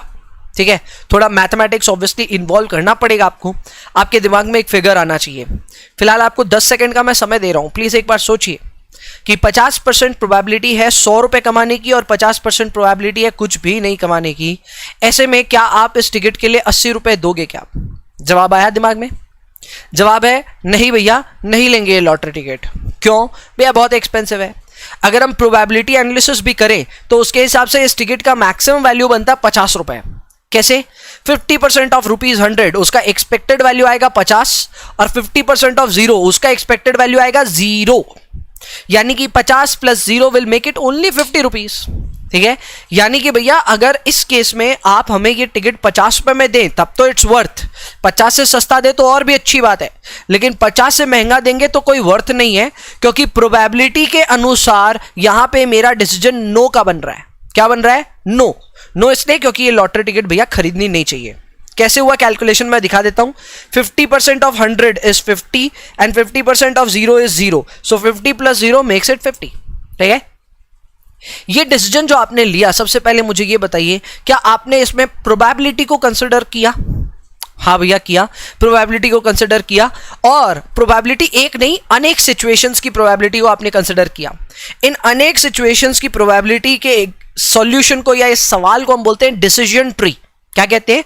Decision tree. यानी कि ये जो मैंने आपके सामने बनाया ना, 2 शाखाएं बनाई, इसको एक्चुअल में डिसीजन ट्री बोलते हैं। सो जब भी आप डिसीजन लेते वक्त एक डिसीजन ट्री को यूज में लाओगे, प्रोबेबिलिटी की कुछ कैलकुलेशन करोगे, एक्सपेक्टेड वैल्यू कैलकुलेशंस करोगे, तो उस समय उस थ्योरी को हम कहेंगे प्रोबेबिलिटी डिस्ट्रीब्यूशन थ्योरी। ठीक है, तो आप या प्रोबेबिलिटी डिसीजन थ्योरी भी बोल सकते हैं। तो आप इसकी मदद से भी डिसीजन ले सकते हैं। आप खुद सोचिए, यहां पे मैंने आपसे पूछा था यस या no, so you had 2 alternatives, correct, and you chose no. तो आपने एक जवाब तो तय किया ना। ये जवाब तय करने के लिए आपने एक क्वांटिटेटिव टेक्निक यूज की, और उसी को हम कह रहे हैं प्रोबेबिलिटी डिसीजन थ्योरी। नेक्स्ट और थर्ड थ्योरी हमारी जो है वो है गेम थ्योरी। अब इस गेम थ्योरी के बारे में ज़्यादा नहीं बोलूँगा, बस इतना समझ लो कि गेम थ्योरी ना अपने ओलिगोपॉली स्ट्रक्चर में देखने को मिलती है। ठीक है, ओलिगोपॉली स्ट्रक्चर में देखने को मिलती है। ज़्यादा डिटेल्स यहाँ कवर्ड वैसे भी नहीं है, बस इतना ध्यान रखना that this is used by decision maker when you are under a situation of competitive rivalry और कॉन्फ्लिक्ट। यानी कि आपके राइवल्स के साथ में कोई झगड़ाबाजी चल रहा है, जो कि ओलिगोपॉली में खास करके चलता रहता है। जब भी नॉन कोल्यूसिव बिजनेस एनवायरनमेंट होता है, उस समय ओलिगोपॉली में ऐसे हालात रहते हैं। सो अगर ओलिगोपॉली है और एक कॉम्पिटिटिव या राइवलरी सिचुएशन आप देख रहे हो जहां पे सभी राइवल्स एक दूसरे के साथ कॉन्फ्लिक्ट करने को रेडी हैं, सो उस केस में आप गेम थ्योरी का एप्लीकेशन कर सकते हो। ये गेम थ्योरी का ध्यान रखिएगा, वेरिएंट्स है 2%, 3% और n% का गेम्स आप डिजाइन कर सकते हो।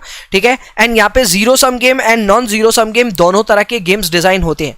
ये गेम्स किस तरह खेले जाते हैं, इससे क्या आपको डिसीजन मेकिंग में मदद आती है, वो ना यहाँ कवर्ड है ना इकोनॉमिक्स में, तो मैं चर्चा में घुसूंगा नहीं। मैं जरूर आपको बता दिया कि ओलिगोपॉली से ये संबंधित है, पर उससे ज्यादा डिटेल में कॉर्नोट मॉडल, इसको प्रिजनर डिलेमा, इन सब चीजों को डिस्कस करके कोई मतलब नहीं है। ठीक है, सो गेम थ्योरी फिलहाल आप इतना ही ध्यान रखिए कि ये होता है, और ये तो ओएम के सिलेबस में है भी नहीं। ठीक है, ये इकोनॉमिक्स का पार्ट है। नेक्स्ट है सर अपनी क्वेंग थ्योरी। अगेन ओएम में ये है, छोटा सा चैप्टर है, और इस थ्योरी में बेसिकली आपका मेन उद्देश्य ये रहता है कि आप एक सर्विस डिपार्टमेंट चला रहे हो, और आप चाहते हो कि आप अपने सर्विस डिपार्टमेंट में जो आपके कस्टमर्स हैं उनका वेटिंग टाइम मिनिमाइज करो। ठीक है, आमतौर पे हम लोग जितने भी सर्विस सेंटर्स चलाते हैं वहां पे कस्टमर्स को शुरुआत में कुछ देर तो वेट करना ही पड़ता है, फिर उसके बाद लाइनों में लगते हैं, लाइनों में भी वेट करना पड़ता है, और तब जाकर के उनकी सर्विस होती है। तो एक क्यूइंग मॉडल एक इस तरह से क्वांटिटेटिव मॉडल डिजाइंड है जिसमें आप चाहो तो अपने कस्टमर्स की जो क्यू है, यानी कि जो उनकी लाइन लग रही है, उस लाइन को छोटा कर सकते हो, उनका जो टाइम जा रहा है उस क्यू में उसको छोटा कर सकते हो। Obviously it has something to do with efficiency, it has something to do with dealing with more number of customers, losing lesser business. तो ये भी एक क्वांटिटेटिव टेक्निक है, और इसको डिसीजन मेकिंग में यूज कर सकते हैं। खास करके ये डिसीजन मेकिंग में तब यूज होता है जब क्यूइंग मॉडल आपको ये बताता है कि आपको एक्स्ट्रा सर्विसमैन की दरकार है या नहीं है। फॉर एग्जाम्पल क्यूइंग मॉडल आपको ये बोल रहा है कि भाई अगर तुमको क्यू को छोटा करना है, यानी कि लाइनें कम लगवानी है, लोगों का टाइम बचाना है, तो तुमको काउंटर 3 के जगह 4 खोलने चाहिए। तो इस तरह के जो डिसीजन है वो आपको क्यूइंग मॉडल बना करके देता है। Again it is covered in OM, वहां पे हम लोग प्रैक्टिकल में पढ़ेंगे, अभी नहीं।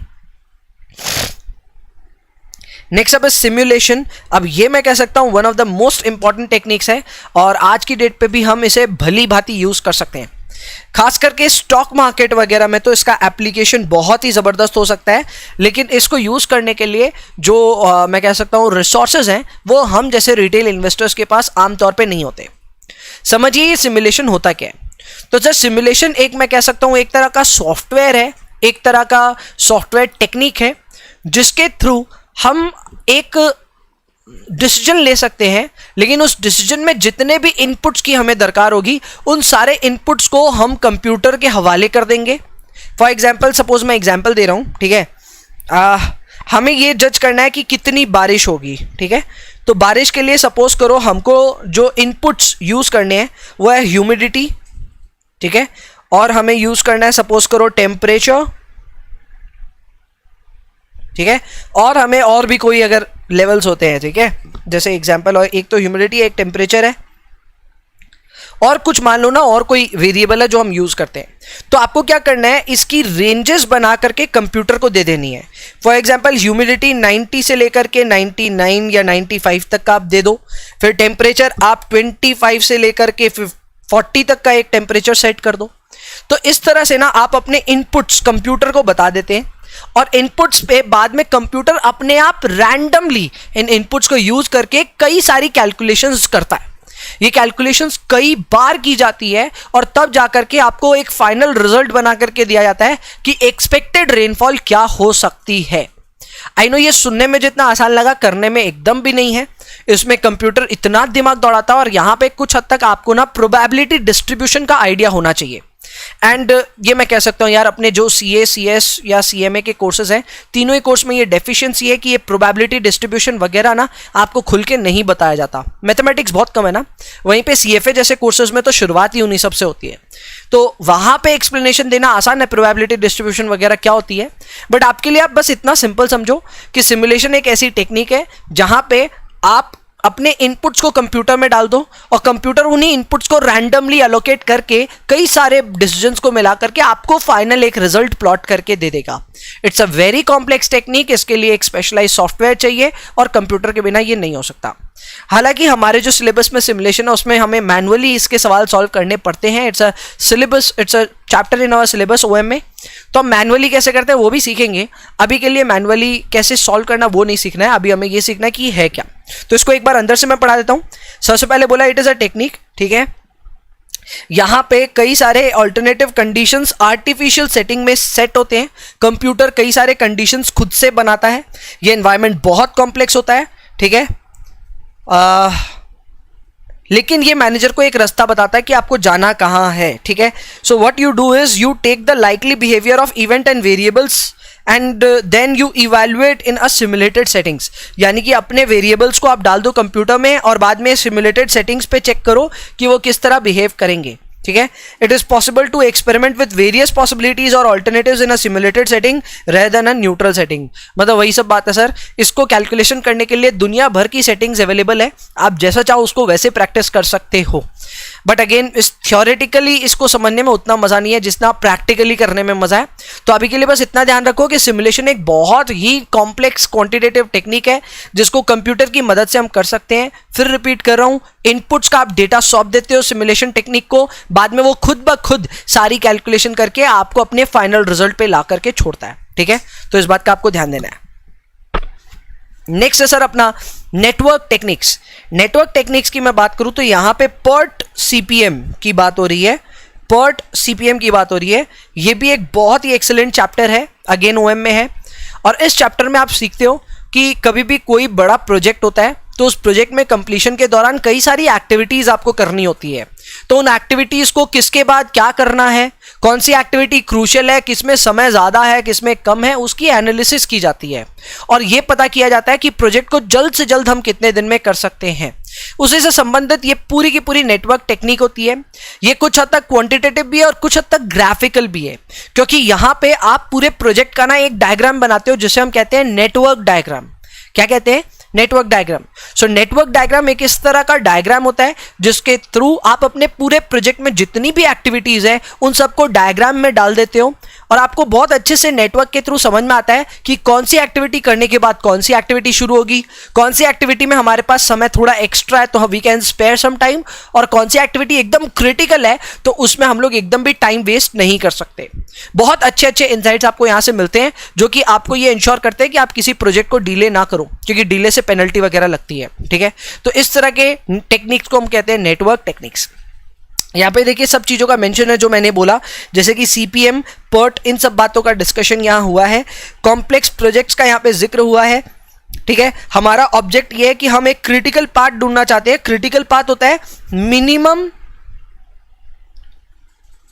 Time to complete a project.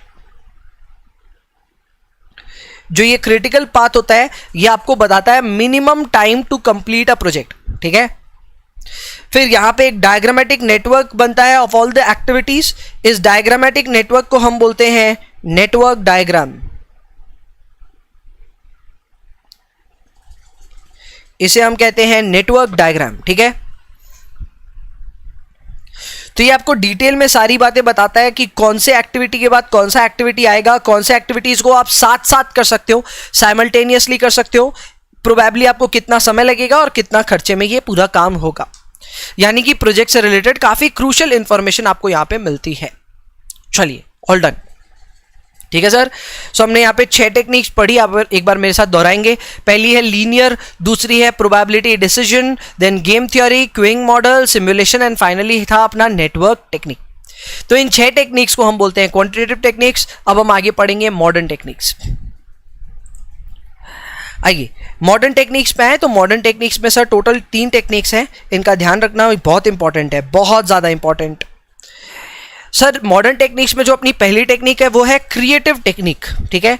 Creative technique आमतौर पे मैं कह सकता हूं एक ऐसी टेक्निक है जहां आपको ब्रेनस्टॉर्मिंग करनी पड़ती है, ठीक है, जहां आपको आउट ऑफ द बॉक्स सोचना पड़ता है। कई बार आपने ये सुना ही होगा, आउट ऑफ द बॉक्स सोचो, यानी कि कुछ नया सोचो।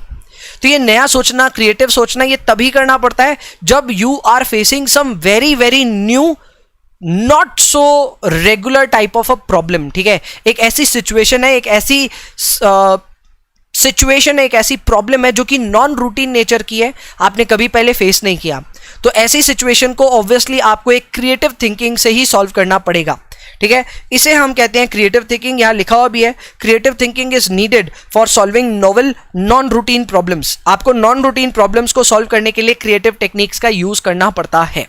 चलिए, ये हुआ अपना, ठीक है। यहां पे बोला भी है ब्रेनस्टॉर्मिंग करनी पड़ती है आपको, ठीक है, ओके। एंड हाँ, यहाँ पे members of a group in a session are encourage to throw all possible alternative solution, यानी कि यहाँ पे डिसीजन मेकिंग के टाइम पे एक ग्रुप को बुलाया जाता है। वाई ग्रुप समझिए, क्योंकि जब एक नई तरह की प्रॉब्लम होती है ना, तो उसमें एक इंडिविजुअल बेचारा क्या क्या डिसीजन लेगा, तो एक ग्रुप से डिसीजन लेना बेटर है। अलग अलग खोपड़ियां हैं, अलग अलग दिमाग दौड़ेगा, अलग अलग डिसीजन लेंगे, तो अलग अलग डिसीजन में कोई डिसीजन होगा जो आपके लिए बेहतर हो सकता है, so that you can eventually do. याद रखना, बस फर्स्ट लाइन बहुत ही ज्यादा इंपॉर्टेंट थी कि क्रिएटिव टेक्निक तब यूज होती है when you are facing some novel और न्यू और एंटी, मैं कह सकता हूं एंटी रूटीन तो नहीं पर नॉन रूटीन प्रॉब्लम, ठीक है। इस तरह के टेक्निक को हम बोलते हैं क्रिएटिव। नेक्स्ट आती है पार्टिसिपेटिव टेक्निक। ये भी बहुत सही है, नाम से ही समझ में आ रहा है, ये एक ऐसी टेक्निक है जिसमें सिर्फ मैनेजमेंट डिसीजन नहीं लेता, मैनेजमेंट अपने एम्प्लॉयज को भी बोलता है कि आइए आप भी हमारे साथ बैठिए और डिसीजन लेने में हमारी मदद कीजिए, ठीक है। So what you will see predominantly here is employ participation. Employ participation जहां पे भी आती है तो आपको डेमोक्रेसी का ख्याल जरूर आता है। डेमोक्रेसी एक ऐसी सिचुएशन है जहां पे इवन माइनॉरिटीज की भी बात सुनी जाए।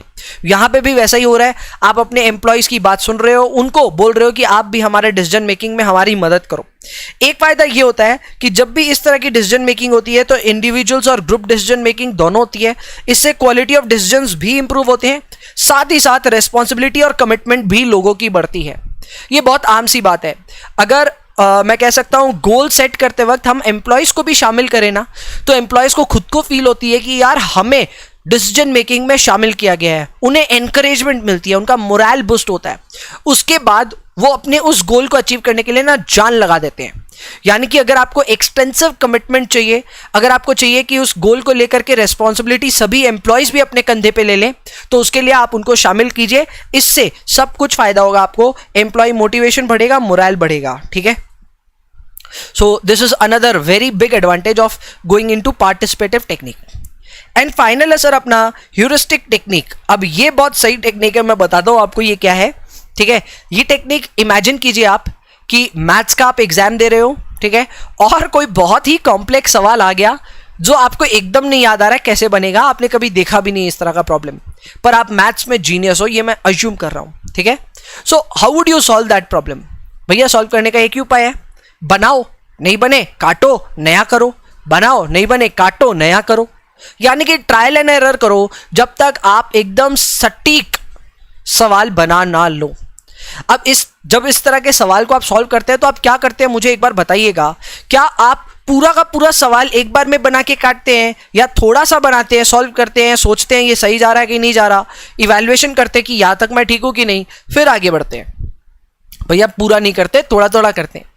तो यानी कि आपको यहां पे कुछ चीजें समझनी है कि मैथ्स में भी जब आप एक कॉम्प्लेक्स सिचुएशन में आ जाते हो, एक कॉम्प्लेक्स प्रॉब्लम को सॉल्व करते हो, तो आप पहला काम ये करते हो कि उस पूरे सिचुएशन को, उस पूरे प्रॉब्लम को पहले तो ना आप कैटेगराइज करते हो, फ्रैगमेंट करते हो, तोड़ते हो उसको, और बाद में हर फ्रैगमेंटेड सिस्टम के लिए आप इंडिविजुअली डिसीजन लोगे और उस डिसीजन की इफेक्टिवनेस चेक करोगे कि ये सही बना है कि नहीं बना अभी तक। ठीक है, ये बिजनेस में भी हम करेंगे। एक कॉम्प्लेक्स प्रॉब्लम के पहले तो टुकड़े करेंगे, फिर हर टुकड़े के लिए हम यहां पे डिसीजन लेंगे। अब इन डिसीजन में एक खास बात यह है कि ये डिसीजन ट्रायल एंड एरर से आएंगे, यानी कि आप पहले करोगे, करके देखोगे क्या उसका रिजल्ट ठीक आया या नहीं आया। ठीक है, तो इसे हम ट्रायल एंड एरर कहते हैं। इसे दूसरे मायने में रूल ऑफ थंब भी कहते हैं। रूल ऑफ थंब एक ऐसी टेक्निक होती है जब आप प्रैक्टिकली काम कर करके समझो चीजों को, रेदर देन थियोरिटिकली समझना। ठीक है, एग्जाम्पल के तौर पे अगर मान लो आप अभी मैनेजमेंट पढ़ रहे हो, बाद में इन मैनेजमेंट थ्योरीज को अपने बिजनेस में अप्लाई करोगे, तो वो रूल ऑफ थंब नहीं होगा आपके लिए, क्योंकि आपने थियोरिटिकली सारी चीजें पहले पढ़ रखी थी।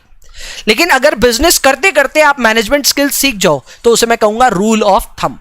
ठीक है, तो यहां पे जो रूल ऑफ थंब है सर, उसका काफी प्रयोग होता है। आप प्रैक्टिकली चीजों को करते हो, ट्रायल एंड एरर करते हो, उससे सीखते हो, गलती करते हो, सीखते हो, आगे डेवलप करते हो। एंड ये याद रखिए, ये सब इसलिए होता है क्योंकि ये सवाल बहुत कॉम्प्लेक्स होते हैं, यहां डिसीजन लेना काफी डिफिकल्ट है, इसलिए पूरी सिचुएशन को पहले फ्रैगमेंट किया जाता है और फिर trial and error, rule of thumb apply करके अपने डिसीजन लिए जाते हैं। ठीक है, ये सारी बातें आप यहां पर देख पाओगे। यहां देखिए ट्रायल एंड एरर टेक्निक का जिक्र है, सवाल जो हमारा वो है काफी कॉम्प्लेक्स, उसकी भी बात है। ठीक है, यहां पे फ्रैगमेंट हम करते हैं अपनी सिचुएशन को। ठीक है, इसके अलावा रूल ऑफ थंब वगैरह जो होते हैं उसका हम लोग काफी यूसेज लेते हैं। ठीक है, सो इस तरह से हम लोग अपने डिसीजन लेते हैं। इन टेक्निक्स को हम बोलते हैं ह्यूरिस्टिक टेक्निक्स। ठीक है, चलो डन। फाइनल सेक्शन में आते हैं अपने, और ये मेरा फाइनल सेक्शन जो है वो है गाइडलाइंस या फिर principles for effective decision making. यानी कि अगर आपको भी एक इफेक्टिव डिसीजन मेकिंग करनी है तो आपको किन किन बातों का ध्यान रखना चाहिए। तो सर सबसे पहला तो decentralize centre of managerial decision making बनाइए। इसका मतलब ये होता है कि सारे डिसीजन एक आदमी ले, ऐसे सिचुएशन ना पैदा कीजिए। डिसीजंस को लेने के लिए डिसेंट्रलाइज कर दीजिए, यानी कि अलग अलग डिसीजंस अलग अलग आदमी ले पाए, वैसी डेलीगेशन कीजिए। उस तरह से लोगों को एम्पावर कीजिए, सारे डिसीजन आपको ना लेने पड़े, कुछ डिसीजन कोई और लोग भी ले पाए। इस तरह से क्या होगा, आपका डिसीजन मेकिंग सेंट्रलाइज नहीं होकर के डिसेंट्रलाइज होगा, और जितना डिसेंट्रलाइज्ड होगा आपके लिए उतना इफेक्टिव डिसीजन मेकिंग हो पाएगा। ये बात ध्यान रखना। ठीक है, so decentralize centre of managerial decisions आप रखिए। नेक्स्ट है डेलीगेशन ऑफ एडिक्वेट अथॉरिटी, ये मैं ऑलरेडी डिस्कस कर चुका हूं। डिसेंट्रलाइज मैनेजरियल डिसीजन मेकिंग के लिए आपको अपनी अथॉरिटी को डेलीगेट करना ही पड़ेगा, यानी कि सारी पावर एक आदमी मत रखो, अपनी पावर को थोड़ा थोड़ा सब में बांट दो। इससे लोगों के पास में ताकत आती है और वो डिसीजन ले पाते हैं। डिसीजन के साथ में देखो ये बात ध्यान रखना, आपने ये कहावत सुनी होगी कि जहां अथॉरिटी है वहां पे रेस्पॉन्सिबिलिटी भी होगी। ठीक है, यानी कि जिसको आपने अथॉरिटी दी, जिसको आपने ताकत दी, जिसको आपने राइट दी कि तुम डिसीजन ले सकते हो, आपको उसे अकाउंटेबल भी बनाना होगा। यानी कि जो बंदा डिसीजन ले रहा है, ऑब्वियसली डिसीजन लेने की ताकत तो है उसके पास, साथ ही साथ वो अपने डिसीजन के लिए खुद अकाउंटेबल भी है। ऐसा नहीं होगा कि वो डिसीजन लेगा और बाद में ब्लेम किसी और पे लगा देगा, ये संभव नहीं होना चाहिए। अगर ऐसा संभव हुआ तो कोई भी सीरियसली डिसीजन लेगा नहीं। यानी कि जो डिसीजन ले रहा है उसको उस काम के लिए अकाउंटेबल भी बनाओ। जब खुद का नाम किसी चीज के साथ एसोसिएट हो जाता है ना, तब आदमी की हालत खराब होती है कि हाँ यार अब थोड़ा ढंग से करना पड़ेगा। आप खुद सोचिए, आप भी सेम यही काम करते हो। जब कोई पेपर आपको देना है, ठीक है, कोई टेस्ट आपको देना है जिसमें नाम आपका लिखा जाएगा, आमतौर पे सारे टेस्ट में होता है, तभी तो आपको डर लगता है। अगर मैं ऐसे ही आपसे पेपर ले लूं कि ठीक है नाम लिखने की दरकार नहीं है, बस ऐसे ही फॉरवर्ड कर दो, तो आपको डर भी नहीं लगेगा। जैसा भी रिजल्ट आएगा गौरव भी आप पहचानेंगे थोड़ी किसका है। तो जाहिर सी बात है, जहां आपका नाम जुड़ जाएगा, जहां आपकी अकाउंटेबिलिटी आ जाएगी, वहां डिसीजन मेकिंग अपने आप इफेक्टिव हो जाएगी। तो देखा जाए तो फर्स्ट पॉइंट में एक पॉइंट नहीं 3 पॉइंट्स मिल करके ये पॉइंट बना है। अपना पहला पॉइंट ये है कि आपको डिसीजन मेकिंग को डिसेंट्रलाइज करना है। डिसेंट्रलाइज करने के लिए डेलीगेट करना पड़ेगा अपनी अथॉरिटी को, साथ ही साथ उन लोगों को अकाउंटेबल भी बनाना होगा। सेकेंड पॉइंट अपना ये बोल रहा है that you need to minimize the possibility of overloading at any centre, यानी कि किसी भी एक बंदे के ऊपर या किसी एक डिपार्टमेंट के ऊपर बहुत ज्यादा लोड मत डालो। ज्यादा लोड में इंसान ज्यादा बढ़िया डिसीजन नहीं ले पाता, ये जनरल टेंडेंसी है, और इसीलिए हम कह रहे हैं कि भैया मिनिमाइज कर दो overall load on every centre, so don't try to overload any centre. ये भी अच्छा लगा। थर्ड पॉइंट है ensure consistency and cooperation in decision making, यानी कि डिसीजन मेकिंग में कंसिस्टेंसी और कोऑपरेशन की बहुत ज्यादा जरूरत है। इसके लिए आप ये इंश्योर करना कि आपके कम्युनिकेशन सिस्टम एकदम बेहतरीन तरीके से काम कर रहे हैं और सभी डिपार्टमेंट्स एक दूसरे के साथ में कोऑर्डिनेट कर रहे हैं। So if your communication and coordination is running well, तो उस केस में आपके डिसीजन मेकिंग में कोऑपरेशन और कंसिस्टेंसी देखने को मिलेगी। चौथा पॉइंट ये है that you need to establish an expert advisory staff unit. ये बहुत जरूरी है। अगर कोई इंटेलेक्चुअल या फिर प्रोफेशनल इनपुट की दरकार पड़े किसी डिसीजन मेकर को, तो उसके पास में ऐसे एक्सपर्ट्स होने चाहिए जिनको वो कंसल्ट कर सकें। इनसे कंसल्ट करके ये अपने डिसीजन मेकिंग इंप्रूव कर सकते हैं। सो ऑब्वियसली ये भी एक पॉइंट है। पांचवा पॉइंट है अपना organizational objective, policy, decisions, rules, procedure, इन सभी को आप अपने ऑर्गेनाइजेशन में सेट करके पहले से रखिए। आप अपने रूल बुक जो ऑर्गेनाइजेशन की होती है वो पहले से बना के रखें, क्योंकि अगर ऑर्गेनाइजेशन के ऑब्जेक्टिव, पॉलिसीज वगैरह ये सब पहले से फ्रेम्ड रहते हैं ना, तो इससे अगेन डिसीजन मेकिंग में बहुत फायदा होता है। तो ये चीज भी आप इंश्योर करें। एंड लास्ट है आप एक डिसीजन सपोर्ट सिस्टम इंस्टॉल करवाएं अपने यहाँ पे। डिसीजन सपोर्ट सिस्टम होते हैं DSS, जैसे MIS होता है वैसे ही DSS होते हैं। ये ऐसे सपोर्ट सिस्टमों से होते हैं, ऐसे इंफॉर्मेशन सिस्टम्स होते हैं जो आपको कई तरह की इंफॉर्मेशन ऑब्टेन करने में मदद करते हैं, जो कि इवेंचुअली आपको डिसीजन लेने में मदद करें। ठीक है, तो यहाँ पे आप कई तरह की इंफॉर्मेशन ऑब्टेन कर सकते हो जिसके बेसिस पे आप डिसीजन ले सकते हो। ठीक है, तो इस तरह के सिस्टम्स को आपको इंस्टॉल कराना चाहिए। इन्हें हम कहते हैं डिसीजन सपोर्ट सिस्टम। सो सब मिला करके ये 6-7 चीजें जो हैं, इनको अगर आप ध्यान रखेंगे तो अगेन आप एक इफेक्टिव डिसीजन मेकिंग कर पाएंगे। ठीक है, सो इन चीज को एक बार फिर से दोहरा देते हैं। नंबर 1, डिसेंट्रलाइज सिस्टम रखिए of managerial decision making. Delegate कीजिए अपनी अथॉरिटी, अकाउंटेबिलिटी तय कीजिए लोगों की। ओवरलोड मत कीजिए किसी सेंटर को। प्रॉपर कोऑपरेशन और कोऑर्डिनेशन का ध्यान रखिए। एडवाइजरी स्टाफ पुटअप कीजिए। अपने ऑब्जेक्टिव्स वगैरह प्लेस कीजिए, क्योंकि वो एक गाइडलाइन के तौर पे आप यूज कर सकते हो डिसीजन मेकिंग के तौर पे। एंड फाइनली अपने यहाँ पे एक DSS सिस्टम को इंस्टॉल करवाएं जिससे आप इंफॉर्मेशन ऑब्टेन कर सकते हैं in order to support your decisions. So that was it. ये रहा अपना पूरा का पूरा चैप्टर जो कि मैंने अभी फिलहाल कंप्लीट कर दिया। This is the end of the class and I hope आप सभी ने बहुत अच्छे से इस चैप्टर को कवर किया है। मेरी बात जो मैंने शुरुआत में कही थी, आई होप आप सभी को याद है कि इस चैप्टर को 5 पन्ने का ही चैप्टर और मेरे ख्याल से बहुत ही इजी लगा होगा आपको। इसको मैंने याद एकदम नहीं कराया और जरूरत भी नहीं है, लेकिन 3 से 4 बार रिवीजन करने की जिम्मेवारी आपकी बनती है। तो आप ही मन में अपना एक प्रण तय कर लें कि इस पूरे 5 पन्ने को आपको बहुत अच्छे से याद रखना है, बहुत अच्छे से समझ के रखना है, और इसके लिए जब जब जरूरत पड़ेगी तब तब आप अपना रिवीजन प्लान करेंगे। ठीक है, इसी उम्मीद के साथ मैं आपसे मिलूंगा नेक्स्ट क्लास में। तब तक के लिए आप पढ़ाई करते रहें और अपनी सेहत का ध्यान रखें। ठीक है, see you then in the next class. Bye bye.